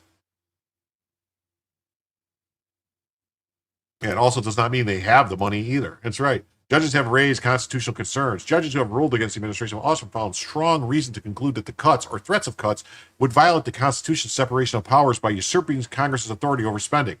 No. Congress has the power of the purse, which means they can withhold funding. They don't have to pay for shit. But when they say, here, we want to do this stuff, we're going to put this money for it, that doesn't mean that you have to just spend the money. This is like retarded recipe for how you have a disaster when you have to spend all the money Congress gives you on something. You can't say, I got it cheaper. It's like, here, we're going to give you $10 million to buy this computer system. Well, it only costs 10 grand. Nope, you got to spend 10 million on it. Nope, got to spend 10 million on it. They've also ruled the moves were most likely arbitrary under the Administrative Procedures Act. Well, that's bullshit. The law that governs the process in which federal agencies develop and issue regulations. Yeah, they've been abusing the Administrative Procedures Act like crazy. Judges who have sided with the administration and have likened some of the legal claims before them to contract disputes that belong in a different court. Because they are. That court, which traces its origins to the mid-1800s, handles lawsuits by citizens seeking money from the federal government, referred to as the People's Court. The People's Court. Judge Wapna's in there. Wapna. It is separate from district courts that are handling most of the high-profile litigation. The Supreme Court has often sided with the White House. Hello, McFly, is this thing on? The High Court's justices have allowed the administration to either move ahead with plans to shutter the education department, freeze $5 billion in foreign aid, and cut hundreds of millions of dollars for teacher training and research supported by the NIH. Oh, well. On September 30th, I returned almost $300,000 back that I didn't use in fiscal 2025. Yeah, if someone's going to spend it somewhere, though, this court's going to call you. No, Joe, the court's going to tell you have to spend that money. They should sue you. Someone should sue you to spend it. And it says the military pisses our money away in this matter, too. Oh, yeah. They all do. Well, we have to spend it. If we don't spend it, we won't get more. They'll take away. These decisions may make it harder to challenge the administration's spending cuts, though the High Court has not yet considered their ultimate legality or overturned lower court rulings. In the NIH cases, the High Court ruled 5-4 in August that lawsuits over cancellation of grant funding generally cannot be handled entirely by federal district courts. Instead, plaintiffs must sue in federal claims courts for any money and turn to district courts if they want to challenge the guidance that led to the grant terminations. The impact of the Supreme Court's decision is still unfolding, but it could force plaintiffs in the grant funding cases to start over in a new courtroom. In some cases, plaintiffs might have to decide if they want to sue on two fronts. In the foreign aid case, the Supreme Court, in a 6-3 decision in September, suggested the Impoundment Control Act did not give private parties the right to sue over so-called pocket rescissions. That's when the president submits a request to Congress not to spend approved money, but does it so late in the fiscal year that Congress doesn't have time to act and the funds go unspent. Trump notified House Speaker Mike Johnson in August of a pocket rescission of $5 billion in congressionally approved foreign aid, effectively cutting the budget without going through the legislative branch. Though the Supreme Court stressed its decision was preliminary, legal experts say it could make it easier for the Trump administration to use this tactic again. Good. I'm not a favorite of people at work, but I pay taxes too, so fuck them if they can't take a joke, wasteful bastards. I can make an 8-hour show on what money was wasted this year alone. Oh, cool. Hey, we've been going 2 hours and we got like 100 people watching on YouTube. Oh, wow.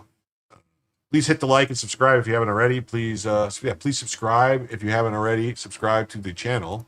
It would be greatly appreciated. I would really appreciate that. Okay. And, yeah.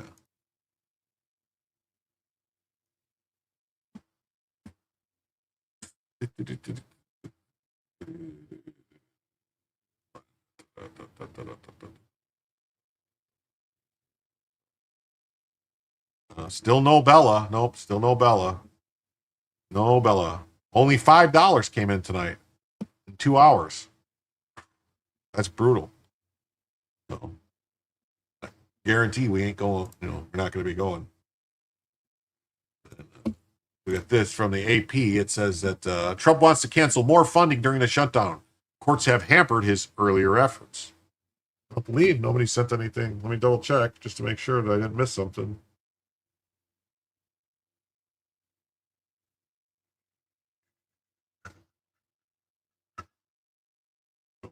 No, just a $5 Cash App is all I had tonight.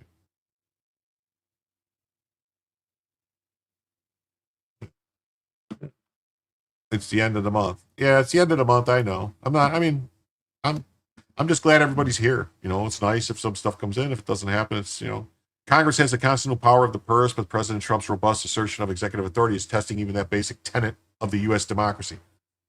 We are a constitutional republic. Oh my God, stop it. His administration has already canceled or threatened to cancel billions of dollars. States, cities, nonprofits have responded with more than 150 lawsuits. So I think we read this. The courts, conservative courts have ruled mostly against. Is this exactly what we just read? Was this PBS was just repeating what was PBS? Oh yeah, so PBS was just reporting that. So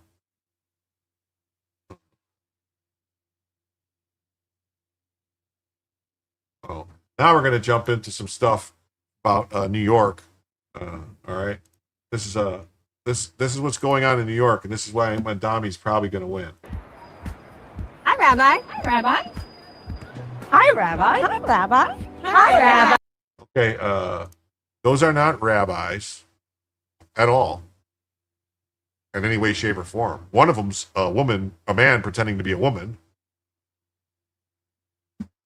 I could give you a brief proof of life of Bella. Oh, I guess I could. Yes, I could. There she is. Yeah. Yeah, those are not rabbis. That's beyond ridiculous. There's Bella. Look at her. Looking so pretty.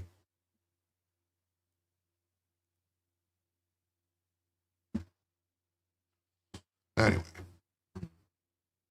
Who's paying for said lawsuits? A guy named Soros. So there you go. Bella's alive.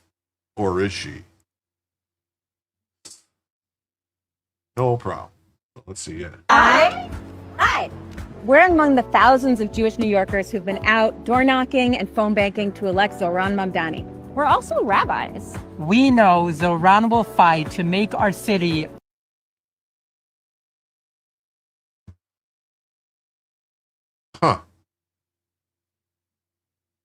affordable and safe for our families. And for our neighbors of all faiths and backgrounds. As New Yorkers, we're also just people who live here, who don't want to get priced out of this incredible city that we call home. We know fellow Jews want to be able to afford housing, transportation, and childcare for their families too. As Jews, as rabbis, as New Yorkers, we believe that all people deserve to thrive. Zohran agrees. But let's get real. This isn't only about belief, it's about action. So let's build a flourishing city. Together, let's elect Zohran. Oh.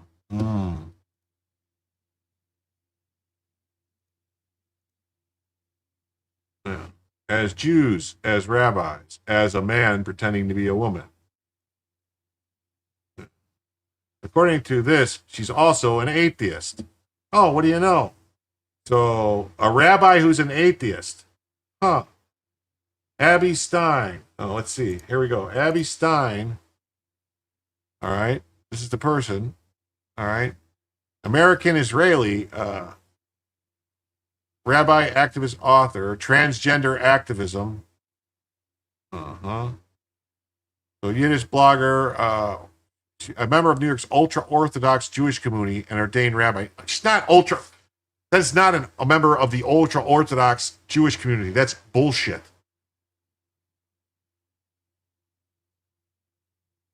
She grew up with parents who were ultra-Orthodox.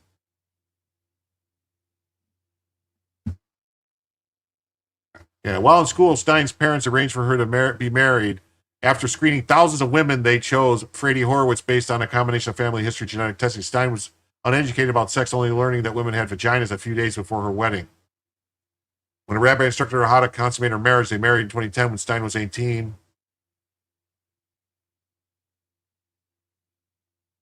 So they had a son, was separated, coming out, made headlines, came out of her blog as transgender, went to community, so, show that being trans is acceptable in traditional Judaism. Here's a community. So this is another one of these people who came up with these things saying that they're becoming Eve. Where does it say?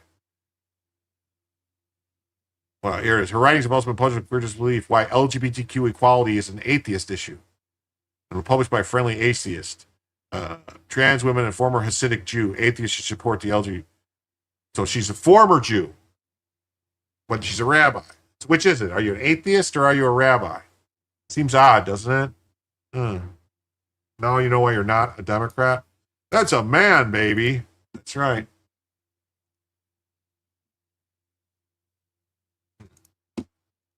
If you were to ask me when I officially gave up on New York City, it's possible when the transgender rabbis for Zoram is the thing that did the trick. Good luck with all that.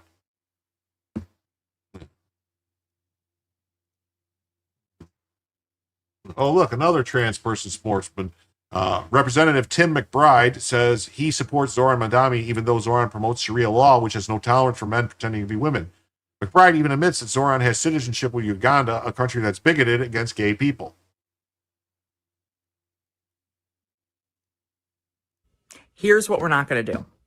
We are not going to have the same people who have been rejecting purity politics from the center now disingenuously use purity politics against progressive candidates like Zoran Mamdani.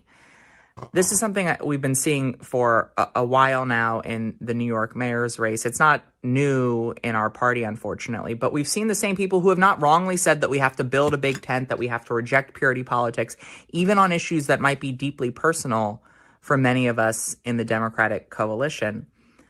Those same people now, I think, disingenuously using purity politics and identity politics to try to cancel people like Zoran Mamdani, saying that individual positions, like his position on Israel and Palestine, are disqualifying. And in some cases, fabricating words that he never said and putting them in his mouth.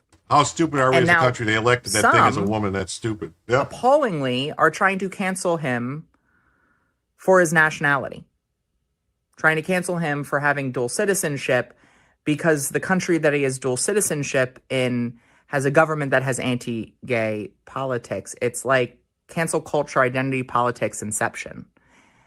Now, look, there are obviously lines that exist and reasonable critiques that people can have. And obviously there are behaviors that can cross a line. And I think in some other races, we're seeing important conversations around that.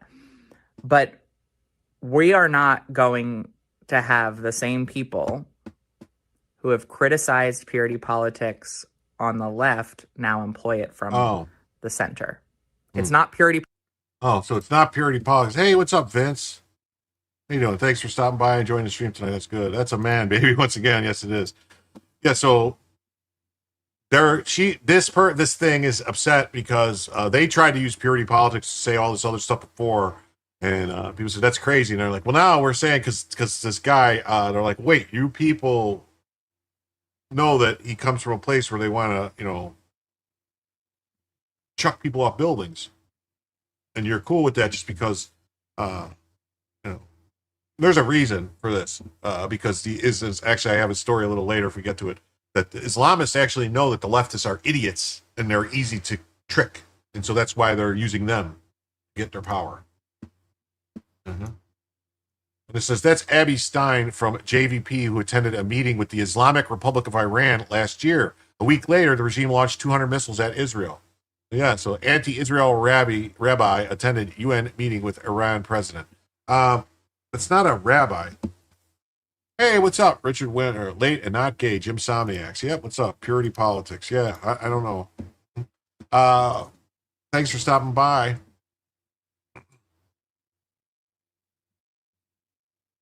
He doesn't want to be checked under the hood. Yeah.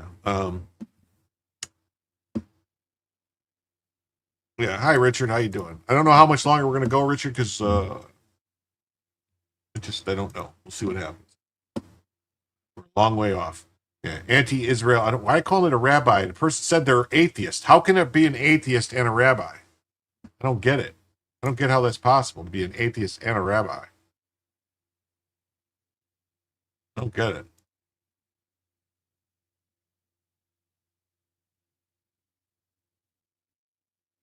A radical anti-Israel Brooklyn former rabbi, never was a rabbi, pretending to be a rabbi. I don't know. Meeting with Iranian president during United Nations General Assembly less than a week before Tehran launched 200 missiles at Israel. The part-time rabbi at the progressive Park Slope Synagogue, Kolot Shanayo, who was thrown out of the White House in June for calling for a permanent ceasefire in Gaza, can be seen in photos with the event shared by Iranian state-owned press. She was among roughly 24 religious leaders. She said she's an atheist. Or he says he's an atheist. Yeah, because he's technically a Satan worshiper. Okay. I'll buy that for $1. Atheist rabbi doesn't believe in what he preaches. Best I can do. That's what I say. Self-identifies as a rabbi. Yeah, it's that stupid coexist bullshit. Yep. Yeah, it is. Other attendees include members of the Haredi Jewish group Neturei Karta, whose members oppose the existence of the Jewish state and have been a frequent presence at anti-Israel demonstrations. Pezrekish lashed out at Israel during late September meeting for his shameful attacks on Lebanon and Hezbollah terrorists.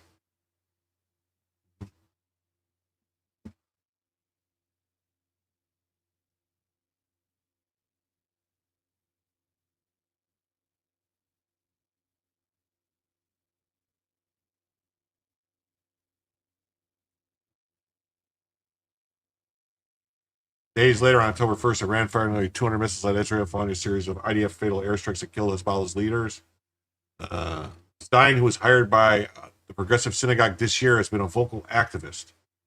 He is a member of the anti-Israeli group Jewish Voices for Peace, was booted from the White House Pride Month celebration after he and another attendee stood up during First Lady Jill Biden's speech to demand a permanent ceasefire in Gaza. Rep. Richie Torres, a staunch supporter of Israel, ripped the far-left rabbi for participating in Iran-led confab. Anyone who associates with the world's leading state sponsor of terrorism is a useful idiot to the highest order.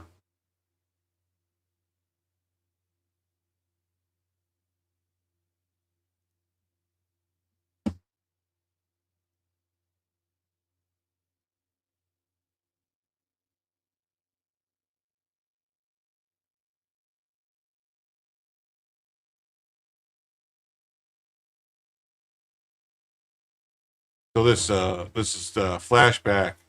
This person, like this, are like, I was wondering, it can't possibly worse. This person says, flashback. Imam Monamtadi explains why the radical left Muslims consistently align with and vote for left. They see liberals as naive and easily manipulated. In contrast, they fear conservatives who stand by firm principles and are much harder to influence.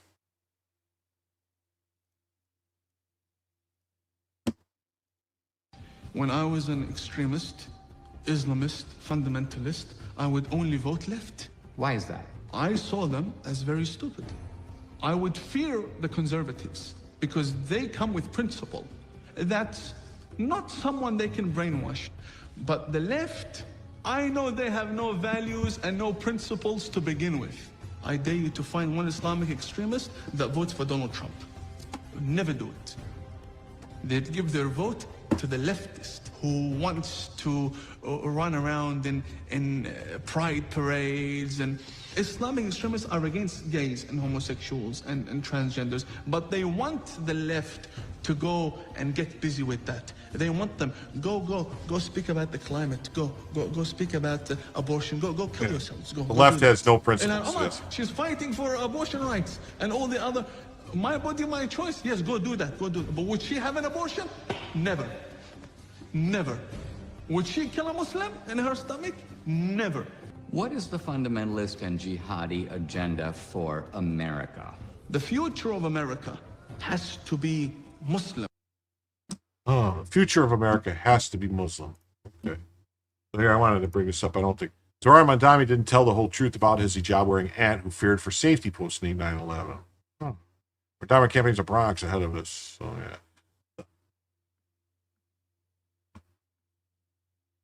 It says the socialist, the communist, Kami Mandami, said the aunt who Mandami said was too afraid to wear a hijab in some ways after 9/11 was actually his dad's cousin.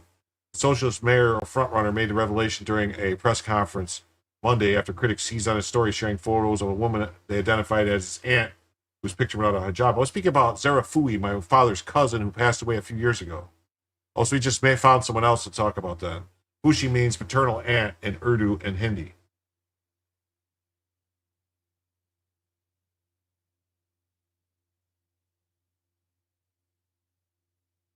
Mandami's campaign did not provide the cousin's full name when asked. So he didn't even give the real name.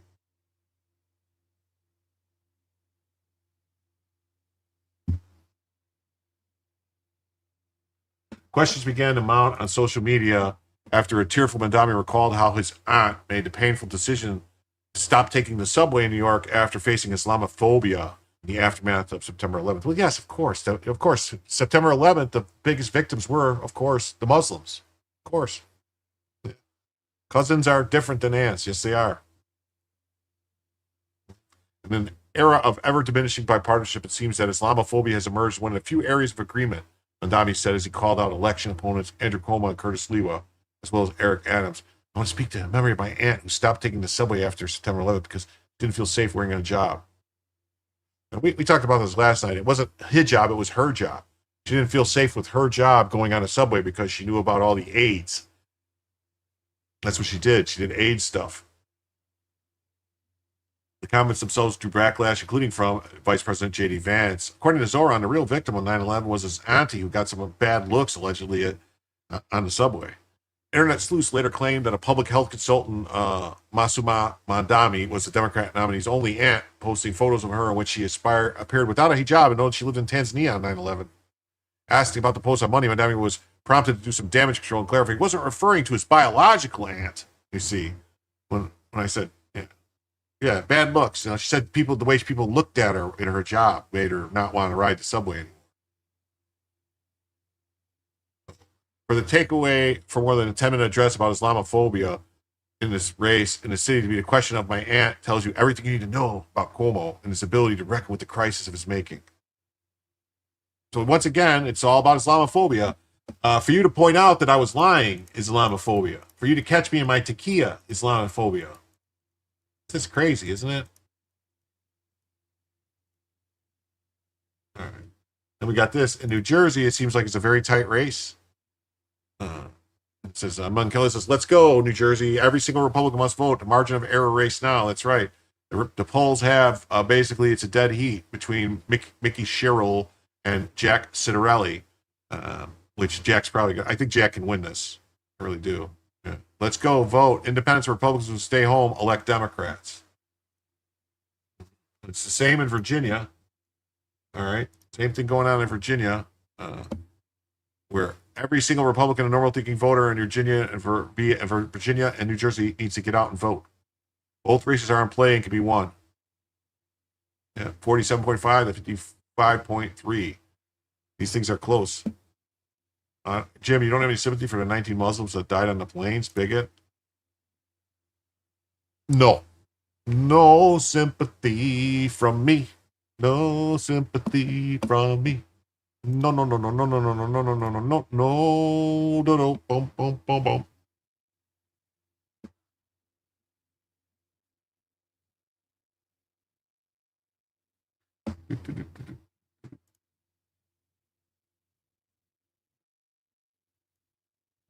And it says, why New Jersey poll shows Mickey Sherrill up by 5 points is actually really bad news for her.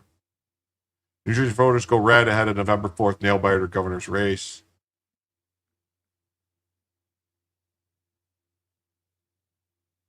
That want to buy a home, it's almost impossible.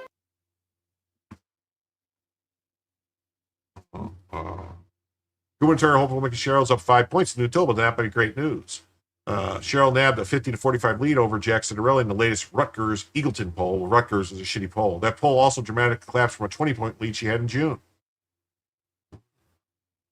That says Phil Murphy had 42. See, this was the margin of error.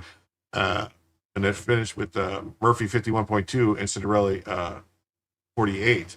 So he jumped 6 points and he only jumped 1.2. So if he jumped 6 points, he's got problems. She's got problems.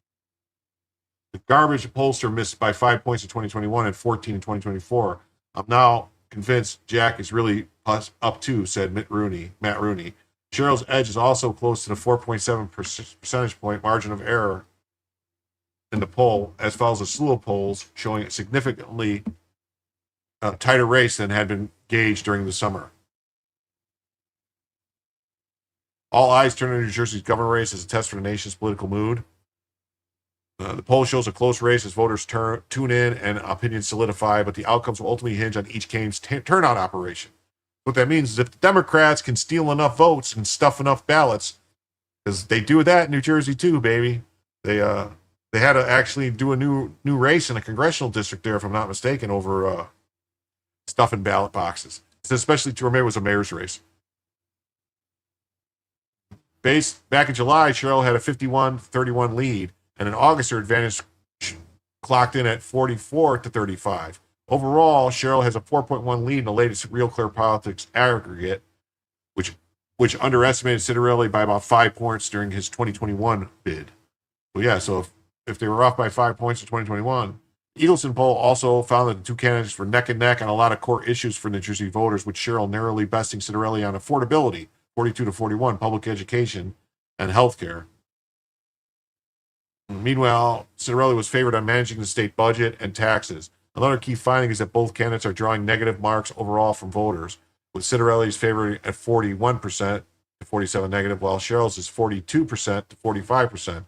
The poll sampled 795 likely voters. Oh, geez, that's not shit. Voter registration data showed Republicans netted voters more than Democrats over the past year, though the Dems still retain the overall advantage. Democrats have also returned more mail-in ballots. Well, of course they did. Of course they mailed in more ballots. Through the GOP has a higher rate of return, which could bode well.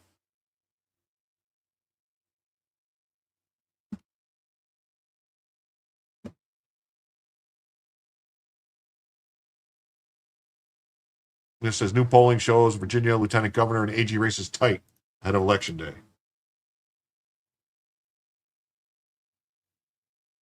The races for Lieutenant Governor and Attorney General are much more competitive. Democrat Ghazala Hashmi holds a slim 44% to 43% lead over Republican John Reed in the race for Lieutenant Governor. In the race for Attorney General, it's Republican Jason Miyares with a 3-point lead over Jay Jones in one of the first polls released since we learned that Jones sent violent text to a former colleague in 2022. And in the race for governor, Democrat Abigail Spanberger leads Republican Winsome Earl Sears by 7 points. Joining us is Randolph-Macon College political science. All right. So the new polling shows Democrat Spanberger continues to have a lead, while the races for Lieutenant Governor and Attorney General are closer. The polling from, this doesn't make any sense. So it says that Jason Miyares holds a lead of 45 to 42. I think those numbers are kind of screwed up. So, and this is what's just crazy. What's going on is you got the NAACP just endorsed a liberal white woman over a black woman running for Virginia governor. The NAACP is a joke. It should be dismantled. So the NAACP is endorsing the liberal white woman in Virginia over the conservative Christian faith-filled black woman in Virginia for candidate. The NAACP needs to be disbanded. This is an organization that I have no respect for, that at one time did so much for the African American experience in this country, has now become a laughingstock and a joke, has become an organization with no morals, no values, and doesn't represent the civil rights movement that were led by mostly a lot of Christian ministers. It has become a Marxist organization that endorses transgenderism, that destroys the black community, that endorses everything demonic and evil about that's toxic about the black community. You have a woman, they would endorse a white woman, a liberal white woman, over a black woman just because she has an R in front of her name and not a D in front of her name. If they were really about black people, they would endorse candidates based off policies. They would sit down and interview candidates and see what they have to offer the black community. But the NAACP has become an arm of the Democratic Party. They're not a real organization that makes any change. They're not helping homeless black people. They're not helping struggling black people. They are a joke as an organization. They've been a joke for a very, very, very long time. They've done nothing since the civil rights movement for black people. And they're trying to hold on to relevance by endorsing like anybody actually still cares about the NAACP. It's crazy, right? Crazy, crazy, crazy. All right, then we got this here. We got, as I've said before, Venezuela isn't what happens when socialism fails. It's what happens when socialism succeeds. Thuggery and poverty. Hunger, chronic blackouts, and scarcity of essential medicines plague Venezuela. Today, more than 70% of residents live in poverty. A stunning reversal of fortune for a nation that was once one of the wealthiest countries in the world. Wow.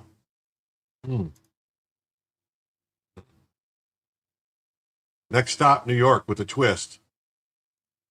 Democrats in the 60s, ask not what your country can do for you, ask what you can do for your country. Democrats in 2025, globalize the intifada. Can't imagine why. Venezuela timeline. 1992 became the third richest country in the hemisphere. 1997 became the second largest purchaser of F-150s. 2001 voted for a socialist president's income inequality pitch. 2004, private health care is completely socialized. 2007, all higher education becomes free. 2009, socialists ban private ownership of guns. 2012, Bernie Sanders praises their American dream. 2014, opposition leaders are in prison. 2016, food and healthcare shortages become widespread. 2017, constitutional elections are suspended. 2019, unarmed citizens massacred by their government. It only took one generation of progressive leadership to plunge this country into civil war. One generation. That's it. There's the real power. Cops, military loyal to the person and not the country. The result of disarming the population. Socialism. Isn't it grand? Ain't it grand? Then the 60 Minutes failed to mention the Curley effect. The Curley effect typically occurs when Democrat political leaders adopt policies that redistribute wealth from prosperous to the poor, causing the latter to become economically dependent upon their political patrons and thus to become a permanently pro-Democrat voting bloc. At the same time, these redistributive policies cause the people harmed by them, i.e. those whom the wealth is extracted, to emigrate to other cities, states, and even countries.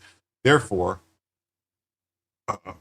thereby further solidifying political power of the Curleyist practitioners. The Curleyists commonly try to gain popular support for their agendas by engaging in incendiary class warfare rhetoric that demonizes wealthy people as exploiters of the poor.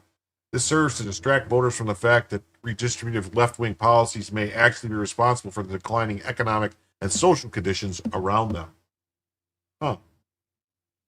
Democrats need to find a version of capitalism distinct from Republicans, otherwise their party doesn't have a platform that makes sense.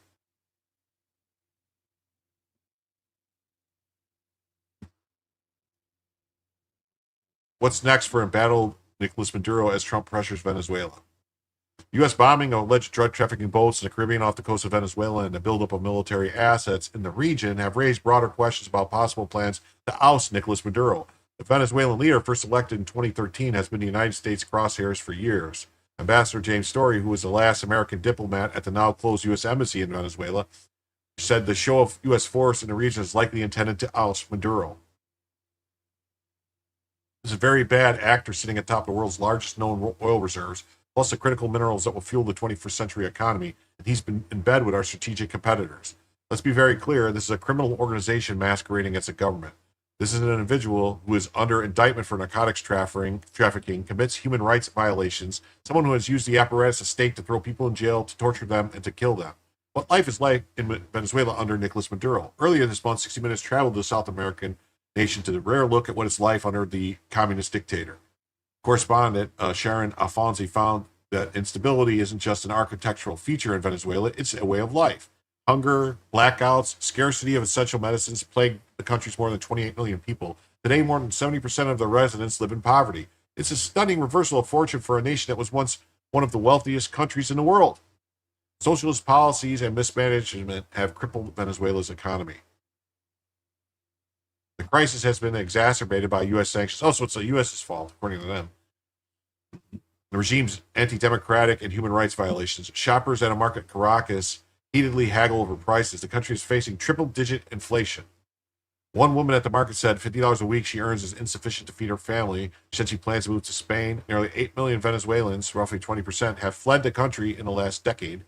Most of those who remained hoped the presidential election would be a turning point, but even after the tally showed the opposition won 70% of the vote, Maduro refused to leave, stealing the presidency. Protests were met with brutal crackdowns, with the UN said included jailing and torturing, even killing the opposition.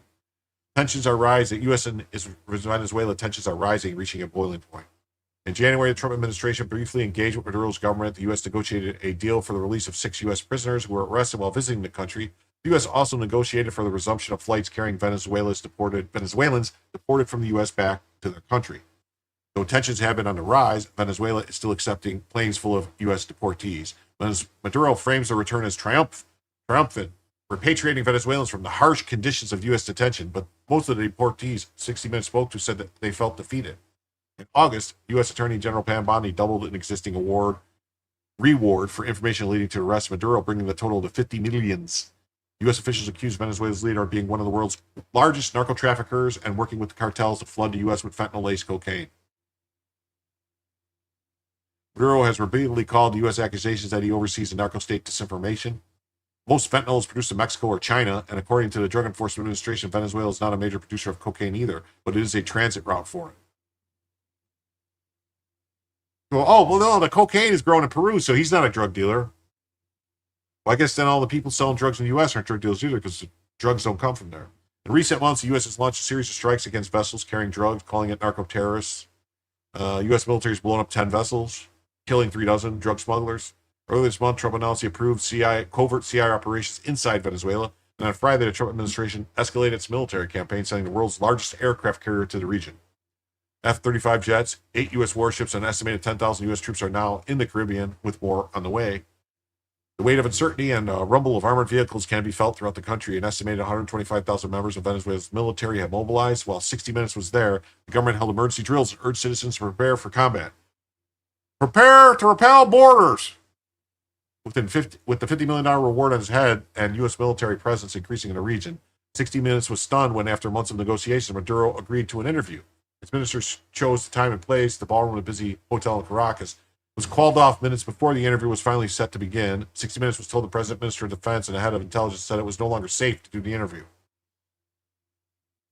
2 days later, Maduro appeared at a rally for Indigenous Peoples Day in Caracas. All this indigenous peoples crap, this is all communist gobbledygook. He was surrounded by hundreds of people. Maduro urged the crowd to defend the republic. They don't have a republic, they have a communist thing. Venezuela's leaders have been defiant for months, despite the bounty on his head. He openly challenged the U.S. and its accusations against him. But privately, he's been making concessions. Last week, Trump confirmed, Mr. Trump, how about President Trump, that the U.S. stake in the country's oil offered the U.S. a stake in the country's oil to avoid conflict, saying Maduro doesn't want to fuck around with the United States. While in Caracas, 60 Minutes also met with Phil Gunson, a senior analyst at the International Crisis Group, a non-governmental organization committed to preventing and resolving deadly conflict. Gunson, who's lived in South America for nearly 30 years, is a rarity in Venezuela, an expert willing to speak openly about the government and Maduro's odds of surviving the current crisis. The asking price of Maduro's head, he's got to go. Maduro has used public events and large crowds at them as a defense. Once or twice lately, he's done something quite unusual, which is holding his events in hotels. The U.S. isn't going to kill him in a hotel, obviously. Reporter Republican Senator Rick Scott said the U.S. is right to try and remove Maduro. If I was Maduro, I'd head to Russia or China right now. The Republican senator feels confident that change is coming. His days are numbered. Something's going to happen, whether it's internal or external, and something's going to happen. Are there hopes for a peaceful transition of power in Venezuela? Gunson says that if Maduro steps aside, the transition to democracy would be bumpy at best.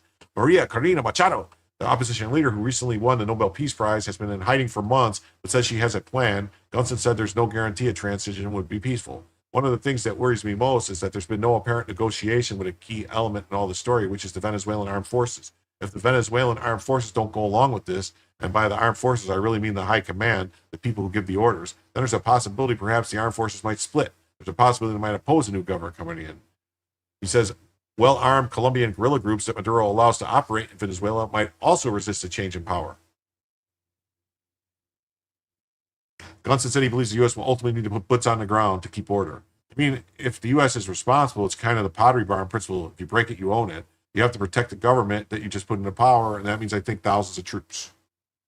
In Washington, lawmakers are debating the legality of the U.S. military action. Some say the strikes amount to extrajudicial killings. The Trump administration insists they are lawful and self-defense. On Thursday, Maduro appealed for peace. Not war, not war, not war, just peace, just peace, just peace, he said. Alfonsi asked Gunson what would happen if the Trump administration turned its warships around from Venezuela. It would be an enormous political triumph for Maduro.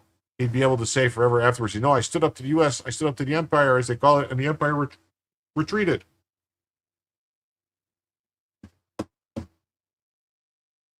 We got the new Democrat hoax just dropped.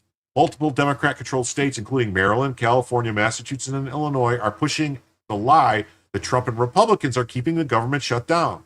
Democrats have voted 12 times to keep the government closed. Now this, I wonder if this is illegal, what they're doing here. Because they're putting on state websites lies, like false information, like complete lies. Trump administration SNAP benefits slated to be cut off. The Illinois will lose food assistance if the Trump administration and congressional Republicans do not reopen the federal government. That's what they're putting on all the websites, like lies. Democrats scream Trump shutdown while voting 12 times to keep it closed because they'd rather weaponize SNAP delays to push their open borders agenda. They don't want to pass a clean funding bill. Their own states admit they're processing benefits. They just want to expand eligibility to illegal immigrants. Classic gaslighting, sabotage negotiations, and blame Republicans. The shutdown ends when Democrats stop prioritizing illegal handouts for American families. Democrats are already admitting that they're using Americans' suffering for leverage. House Minority Whip Catherine Clark admitted that the government shutdown was a leverage time for Democrats, even if it caused families to suffer. Her comments drew sharp criticism from Republicans who accused the Democrats of weaponizing struggling families for political gain. She said, it is one of the few leverage times, it's going to cause families to suffer, but it's one of the few leverage times we have. Democrats' healthcare policies, tax-paying Americans were paying for all these benefits for illegal aliens. President Trump and Republicans fix this with the big, beautiful bill. Hold the line on a clean CR.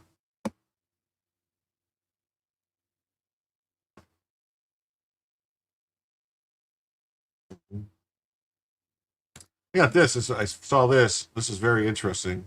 This is, Federal immigration officials are revealing new details about several ICE raids that took place across the city just this week. Well, hundreds have been arrested since Operation Midway Blitz began hunting for undocumented immigrants across Chicago, and now ride shares. Today was particularly remarkable just with the sheer amount of drugs they were able to seize. ICE, DEA, and FBI stormed Chicago before sunrise, a city still asleep, as one of the biggest federal raids in its history began. Under the dense morning fog, convoys moved through Little Village, Cicero, and Joliet. At exactly 5:30 a.m., Operation Midway Blitz went live under the Department of Homeland Security's command, a mission that would uncover 4.3 tons of narcotics and drugs. Yeah, so 4.3 tons of narcotics they discovered. It's crazy, right? 4.3 tons of narcotics. It's nuts. All right. But you guys still got Democrats like this clown coming out here saying, last week ICE detained 4 U.S. citizens during a military-style raid on Canal Street. After my office intervened, they were released without charges. Why are you, and it says, missing some pesky facts. On Canal Street, they arrested 9 illegal aliens with violent rap sheets, including robbery, burglary, domestic violence, assaulting law enforcement, counterfeiting, drug trafficking, drug possession, and forgery. 4 U.S. citizens were arrested for assaulting law enforcement and obstruction. I think the word you're looking for, Congressman, is thank you, law enforcement. Well, why do they keep releasing these people? Why aren't they charged? They should be charged. Charge them. I mean, unless they have to go and indict them because it's, I don't understand. They're not able to just, if they actually commit the assault, why would they need to get an indictment? They can just charge them. If it's a cop witnessing the crime, why do they need an indictment? Then they can just charge them with the felony? I don't understand this. I really don't. I don't understand it. Another trust fund idiot. Look at him. Oh, net worth $206 million. Daniel Goldman.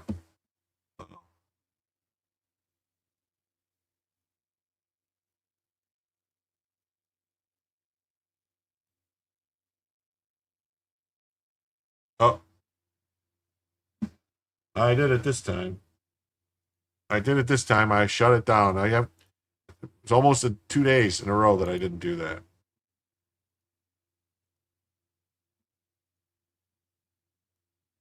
So, and then we got some more illegal alien crimes. Denton County, Texas, last week. Sarah Carolina Dominguez Moreno was arrested for aggravated assault with a deadly weapon. She has an immigration detainer hold. Oh, look at this. All right. What does it say here?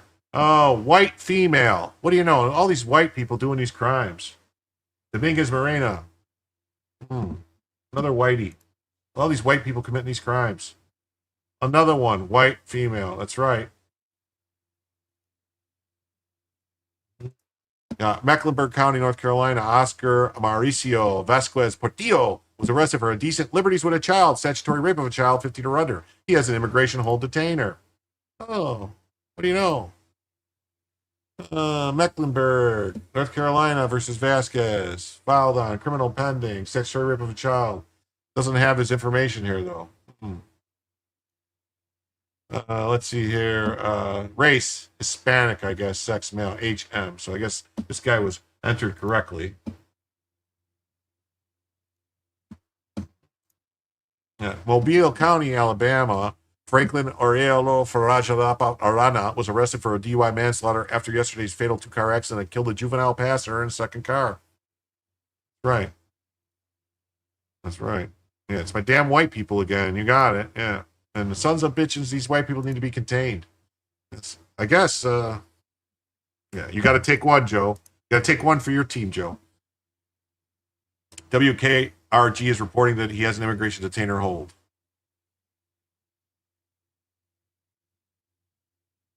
Source, deadly crash. More. Let's see.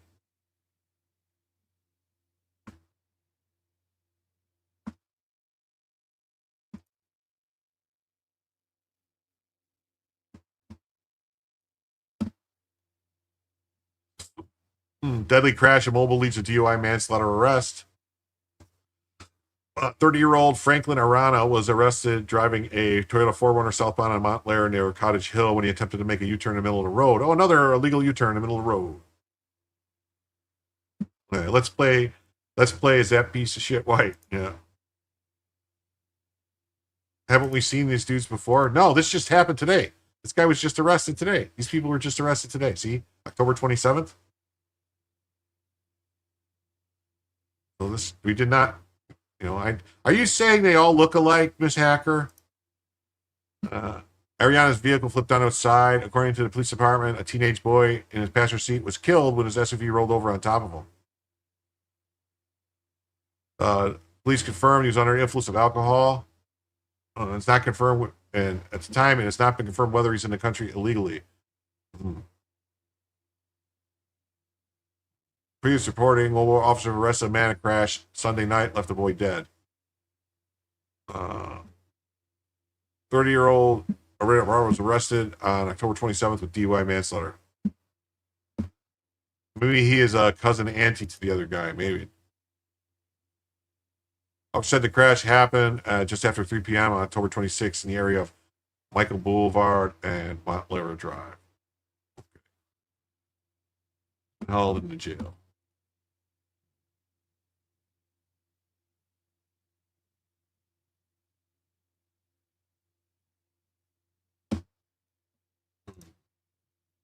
This is last week. Jose Hernandez was arrested for attempted murder and aggravated kidnapping as immigration detainer hold.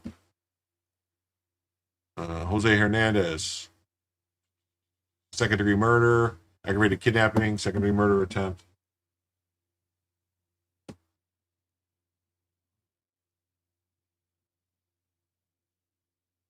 This says Morgan County, Alabama.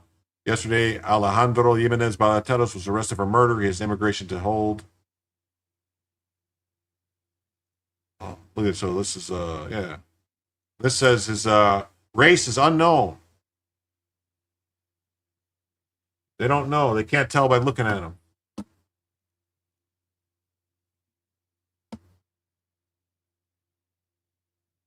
Oh, here we go. This is the one. So, new. It says unknown. He's unknown.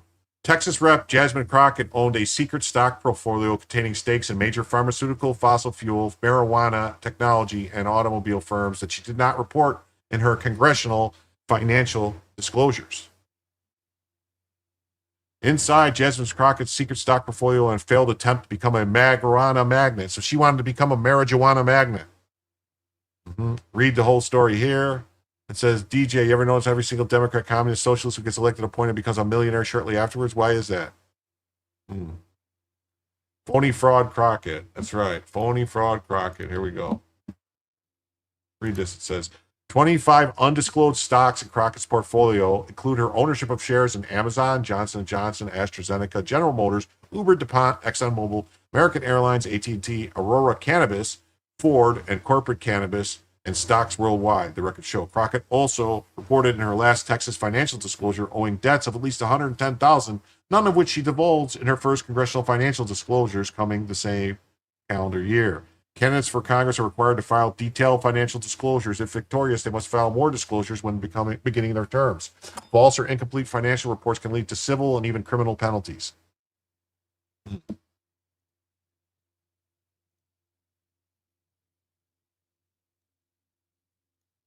Here's the story of a slavey Crockett, who's a slavey Crockett down on Texas loans. Inside her portfolio to become a secret stock portfolio, failed attempts to become a marijuana magnate.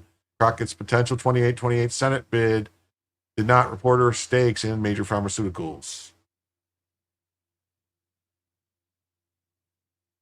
Wow, that's a weird looking hand. Jasmine Slavey Crockett owned stocks in at least 25 companies that she did not disclose to the public during her first congressional run in 2022, even though she quietly admitted to holding the previous year as a Texas state legislature.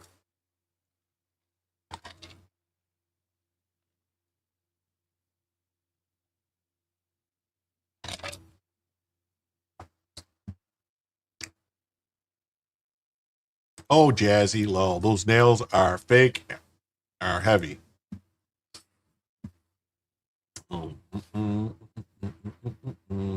Crockett also didn't reveal the stock holdings when she got to Washington in 2023. The far left firebrand's the far left retard impressive financial portfolio, according to records obtained by the Washington Free Beacon through a public records request, clashes with her image as an eco-warrior and beacon of progressivism. Further, Crockett, a self-described civil rights attorney, was an active stakeholder in the cannabis business, seeking unsuccessfully to open marijuana dispensaries in Ohio, even as she represented it as a defense lawyer, a man accused of murdering someone in a marijuana deal gone bad.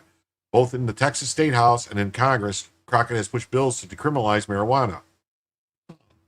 Sounds like hypocrisy there. Records obtained by Free Beacon open a window into the personal financial life of Crockett, 44, who says she supports herself. I have no husband, y'all. Never been married. Never been engaged. She told an interviewer in February, holding up her hands to emphasize the absence of a ring.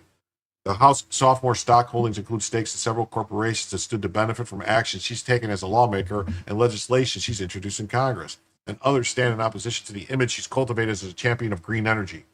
Crockett reported owning a sizable stock portfolio in her last financial disclosure as Texas state lawmaker covering the 2021 calendar year, with stakes in major pharmaceutical, fossil fuel, technology, automobile, and marijuana firms. But the potty-mouthed progressive who said on Wednesday she strongly considered running for Senate in Texas did not disclose owning any of the same stocks in her first congressional financial disclosure, which covered her financial holdings during the 2021 calendar year. 25 undisclosed stocks in her portfolio. Yeah, we went through those. She also said she owed $110,000, none of which she divulged in her congressional financial disclosures.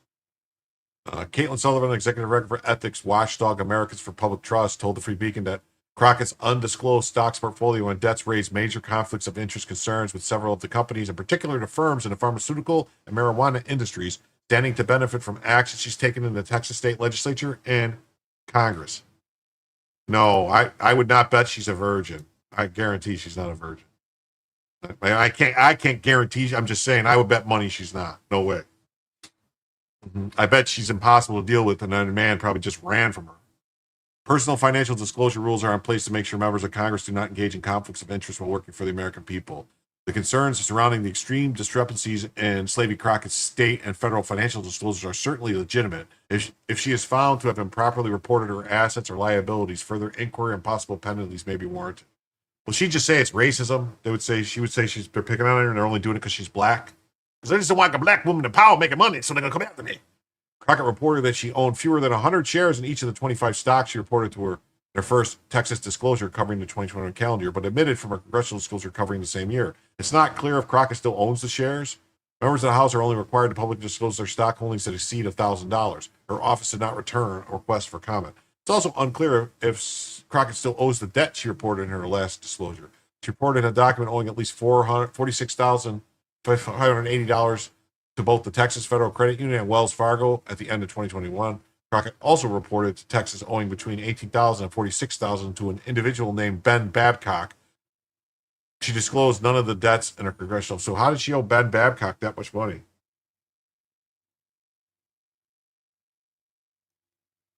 Way to back up, Jim.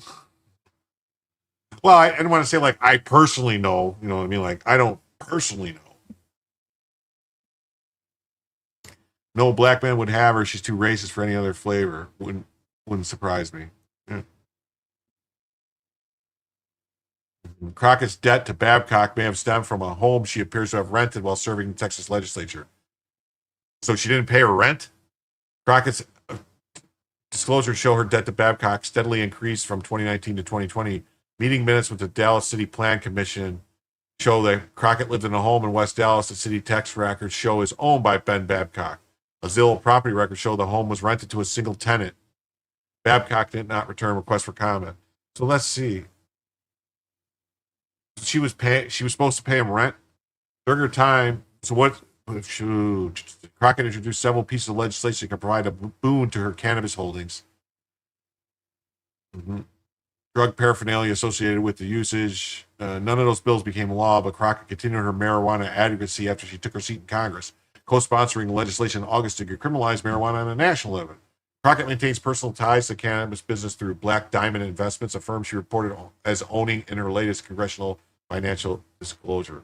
Black Diamond. Indeed, the marijuana bills could have provided a personal boon to Crockett. The Congresswoman's biography portrays her as a crusading civil rights lawyer who represents Black Lives Matter protesters pro bonos. But in the years just before her election, Crockett's efforts were devoted in part to Black Diamond Investments, a firm which sought unsuccessfully from 2018 to 2020 to be licensed to operate marijuana dispensaries in Ohio. Black Diamond Investments identified Crockett as a 20% owner of the firm in a 148-page application submitted to Ohio Medical Marijuana Control Program in 2018. The firm disclosed its application exhausted business plans for its proposed dispensary, including Crockett's day-to-day duties as its chief operations officer. See, I wouldn't be surprised if actually the money she owes to Babcock is from the business. Like maybe she owes him money for the stakes in the business or something. Maybe they were dating or something and living together. Who knows? Crockett was listed as the only contact for the firm during the application process. At the time, medical marijuana was legal in Ohio, but subject to far more restrictions in Texas, where Black Diamond LLC is based. Back in Texas, Crockett's legal work would have given her insight into the harms of the marijuana trade. In 2018, she represented Tyvon Montrell Galat, a Texarkana man charged with the murder in a marijuana deal gone bad. Galat was found guilty and sentenced to life in prison. So she did a great job as his legal defense team, got him just life. Crockett's civil rights work saw her represent plaintiffs in lawsuits against wealthy institutions that could have or could yet deliver her multi-million-dollar fees. Appearing live earlier this year on Breakfast Club, she brought up and laughed off internet reports that she's worth $9 million, but said she may be in line for some very lucrative fees from long-running civil rights cases she worked on before entering government. If House ethics rules prevent her from taking her cut, Crockett told the Breakfast Club she'll quit Congress, take the money, then run again. Oh, very ethical. If I can't get the money, I'll just quit Congress, take the money, and then run again. As a rep in 2021, Crockett was a vocal advocate for the vaccine mandates, a policy that provided a boon for the pharmaceutical firms in her stock portfolio. She criticized right-wing nuts who oppose vaccine mandates and has been a vocal opponent of Robert F. Kennedy's vaccine policies, accusing him of playing politics with people's lives. Crockett's undisclosed stock portfolio could open her up to charges of hypocrisy. She says climate change is existential, that hits communities of color the hardest, and purports to be a champion of transition to green energy, but she also omitted from her disclosures reports of her ownership in stocks in ExxonMobil, a fossil fuel giant that's been sued by several liberal states and local governments.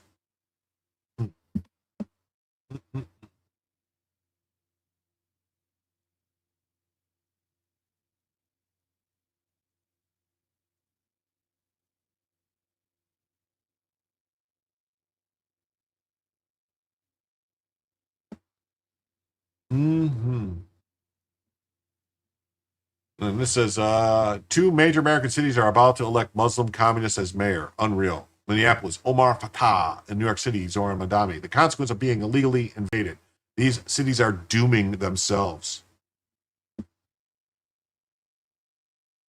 About that. Free lawyers for illegal immigrants, and there's more where that came from. But he's not the only one. Across the country, there are more. Two more examples. In Minneapolis, Omar Fateh is running. He wants to fund non-police programs, keep homeless encampments, and stabilize rent. You hear that a lot from the socialists, and you can understand why. Rents are high. This one's interesting. In Seattle, Katie Wilson is running for Seattle mayor. She wants a bond for affordable housing. She wants to install city-owned solar panels and fund alternative crisis response. How would solar panels in Seattle, the most cloudy, dreary, shitty place to live with rain all the time, make any fucking sense? That's retarded. She lives in a 600 square foot apartment that she rents with her husband, and they have a small child there. She's running against another Democrat who is like, wait, I'm diverse. I've made incredible gains through my own hard work. But she is in the lead. Josh Krosher is the editor-in-chief of Jewish Insider, one of our political analysts. See about that. Free lawyers. Here's this. Now, why would the CCP want a commie jihadist as the mayor of New York City? Leaked documents have revealed that the CCP-owned TikTok allegedly manipulated their algorithm to feed New Yorkers pro-Zoran videos. Chinese-owned TikTok allegedly battled the New York City mayoral race by boosting Mandami content over Cuomo, leaked documents show. Reality of Mandami. Don't be fooled. Islamists will never assimilate. Islamists will never assimilate. Look at Zoran Mamdani, who was raised by millionaire elitist parents. His father is a Columbia professor, and his mother is a successful filmmaker who gets bankrolled by Qatar. They have more money than 99% of the American population and own properties in different parts of the world. They could have chosen to assimilate and adopt Western values, but instead his father says in his book, we need to recognize the suicide bomber as a category of soldier. Suicide bombing needs to be understood as a feature of modern political violence rather than stigmatized as a mark of barbarism. And like his father, he supports jihadists and doesn't condemn globalizing the Intifada. They will say what they think everyone else wants to hear. They will lie through their duper's delight smiles. They will pretend to be victims of Islamophobia and be all about humanitarian causes only to get useful idiots on their side. Islamists are snakes. How do you think 56 countries became Muslim majority when Islam started only in one? This has been their pattern for 1,400 years, except now they're using the same playbook in modern contexts to gain political power. They won't stop until the whole world bows to Islam. This is their core belief and it's never going to change. You'd think by now it would be easy for the rest of us who value freedom and life to see through their taqiyya, but most of you don't even know what that is. When I was Muslim, I was told firsthand that it's okay to lie so long as it advances Islam. That's what taqiyya means, and we're all being played. We came here to remake this state in the image of our people.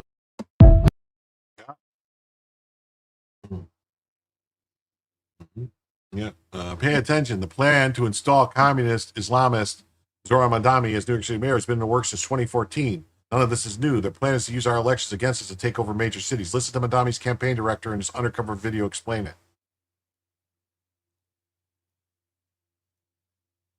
It's not like this just came out of nowhere. Like, not at all. Like, this has been a coordinated, organizing effort for,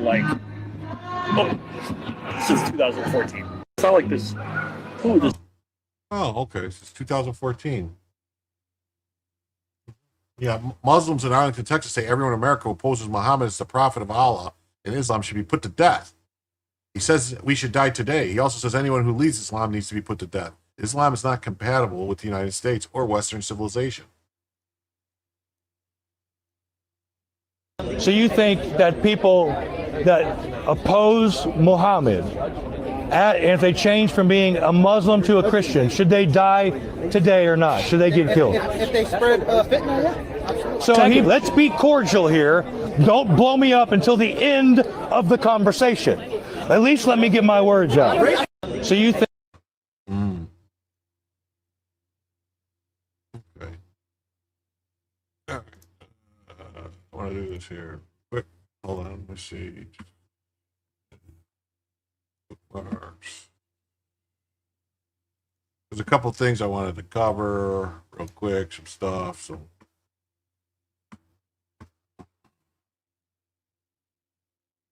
before we go. I know I went a little over, a little longer. Did she say taquitos? Why are you hungry? Suicide bomber. What's that MOS? Yeah, solar panels. It's not the panels. It's the virtue signal. Spend all future funding in these cities. Solar panels are a scam. It's just an easy way to get money out for contractors. Come on, Jim. You harvest the moss off the panels and sell them to supplement companies. Easy peasy. Oh, sounds good. Anyway, so busted again. New York City BLM chapter leader Hawk Newsom arrested today after smashing a bullhorn over the head of another black man last week while debating about police brutality. What is police brutality? Keep this. Let's see what happens here. So no, everybody got a right to protest, but you bring an old lady over here. You bring an old lady over here, you put her over here into this situation. So my problem is with you. My problem was with you, because I can't get in her face like that. I get in her face. You think this is some kind of fucking political joke? You think this is some kind of fucking political joke? You think this is some kind of political joke? You put an old lady in front of me? You put an old lady in front of me? Oh. This don't need to happen. Wow. That's crazy. Yeah. So, and BLM leader rants about black faces of oppression as he's charged with assaulting black man. Yeah. Wow, that's crazy. Crazy. That's nuts, right?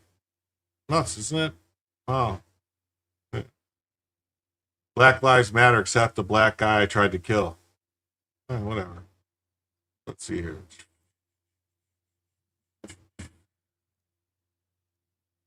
BLM leader rants about black faces of oppression as he tries to kill another black man.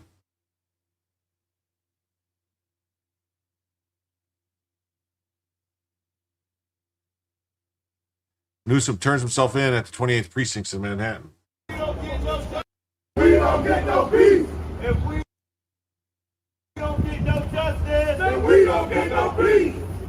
If we don't get no justice, then they don't get no peace. He's on camera beating somebody over the head. They're seriously gonna yell this "No justice, no peace" bullshit. Free Hawk now!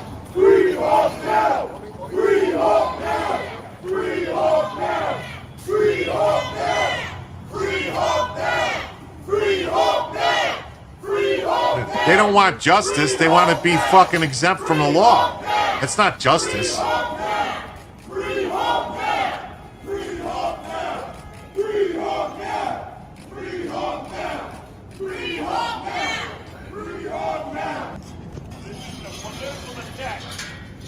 This is a political attack. How many charges been upgraded? This out the way, guys, okay? I'm gonna move the barrier out the way. Excuse me. I'm not even thinking about the charges.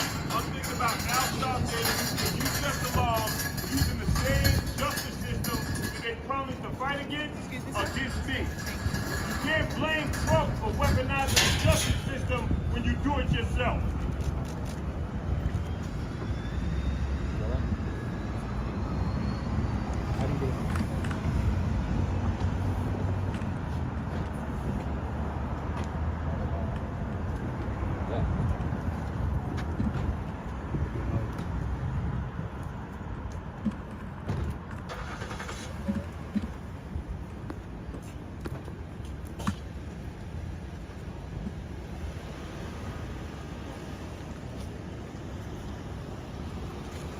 Yeah, that's a big dude.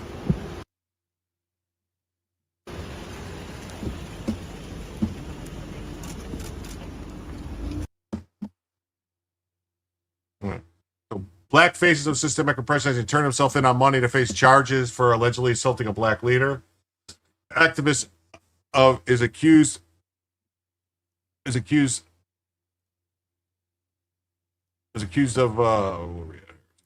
of punching Manhattan Democrat District Leader William Allen, 66, and hurling a bullhorn at him. Well, that should be a felony. He's over 65. You can't hit somebody over 65 in almost every state. That makes it a felony. Descended into chaos. The entire saga unfolded in Newsom and a host of activists swarmed the Harlem office of Councilman Yusuf Salam, one of the exonerated Central Park Five, to object to a nonprofit leader, Tiffany Fulton, having $10,000 of her community fund pulled. They're just over there trying to shake down money.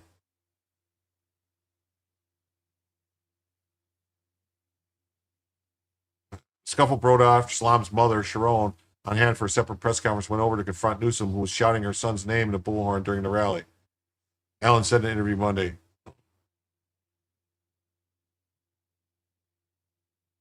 Obama's vulgar reaction. Nancy Pelosi's surprise endorsement from Harris. Allen, who was there for other press conference on solitary confinement, described himself as an innocent bystander. Video footage circulating online shows Newsom getting in Allen's face, accusing him of bringing an old lady over here. And my problem was used because I get in your face like this. You pull an old lady in front of me. He basically assaulted me, said Allen. He hit me in the chest. I backed up as I'm backing him. He raised his arm and threw his bullhorn at my head. A prominent local leader said he then faced the wrath of Newsom's ally who complained when the NYPD got involved when Newsom refused to offer an apology. He never did that. It wasn't for me. Had he done that, I probably would never even taken a trip to the precinct. Newsom would urge supporters to gather outside the 28th precinct to watch. He voluntarily surrendered. Compared himself to Martin Luther King. Yeah, Martin Luther King went around bashing people in the head all the time. Recognize this as a step in the right direction. Not only fight racism, systemic black racism, we fight black faces of systemic oppression. Martin Luther King got locked up 26 times, right? 26. This is a sign we are fighting. Allen shot back. I might not have known Dr. King personally, but he's no Dr. King. Newsom was charged with attempted felony assault, attempted misdemeanor assault, and harassment. He did hit him, didn't he? Charges against me are false. No, they're on video.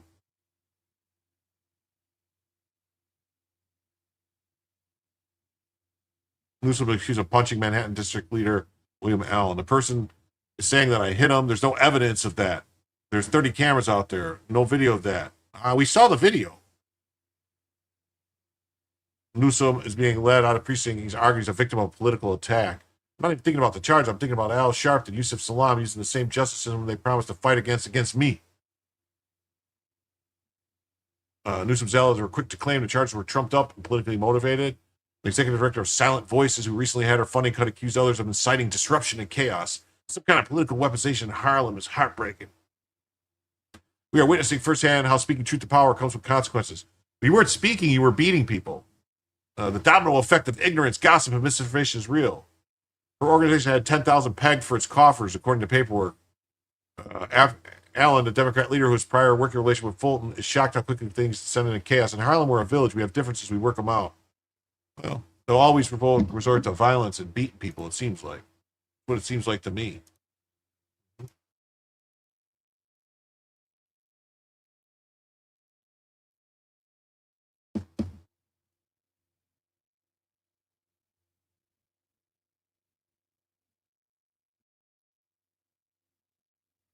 Oh, this is a good thing here. Let's see this. So this one says, I'm crashing communist rallies and exposing Mondami's revolution. He's got great ideas. Free buses. Why not free subways? Look at this person. Revolutionary Communists of America. Look at him. Are you guys sick of capitalism? Sure am. Tell me about communism.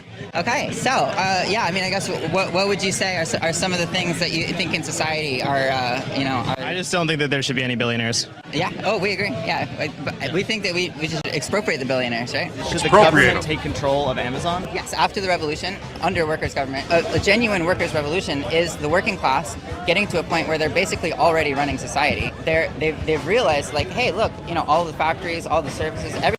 I just want to point out that what this person is advocating for and what they're calling for is against the law. Advocating for revolution is against the law. It's called seditious conspiracy. Why are they not arrested? Why is this allowed to go on? Why are these retards allowed to say this stuff and do this stuff? Everything. Like, we're already running it. We don't need the bosses. We want to take political control. Do you think that Mamdani is the best person to begin this revolution? I think that what Mamdani has shown is that the working class is absolutely sick of the establishment and sick of being crushed under the weight. I can't tell if that's a trans man or not. If we actually want to accomplish these goals, right? I think I see an Adam's apple really shadow. Yeah. Free buses, rent freeze on rent stabilized housing, but we would say, why stop at buses? Why not free subways? Why stop at just rent stabilized housing? Why not expropriate all of the houses and put them under workers' control? How do we have a successful revolution? So the active revolution, a lot of people think, oh, violent, bloody. No, like. I can see why she would say that revolutions don't have to be bloody. This is Ella's Instagram, and in it she calls to abolish the police.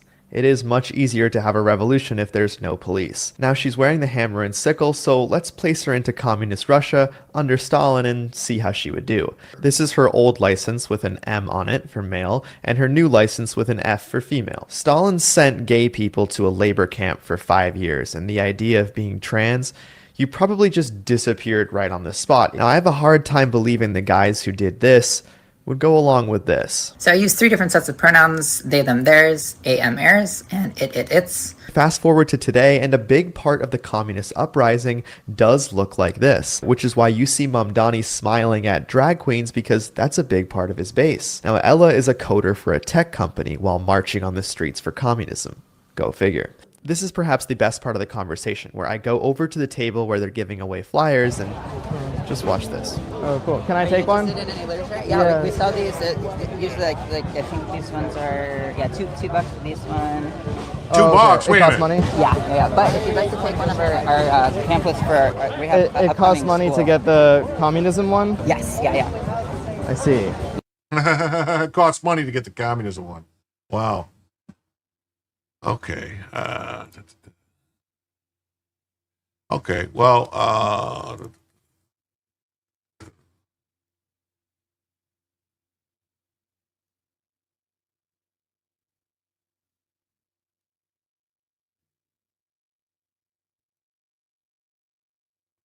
Well, everybody, I went almost a whole extra hour anyway, just because I wanted to get through some stuff, even though we didn't really get any money coming in tonight, but that's no big deal. We had a good night last night, so I figured I'd go a little longer tonight. But anyway, I'm going to end the stream. I want to thank everybody. Please remember to hit the like and subscribe. I'll see you all again Tuesday night.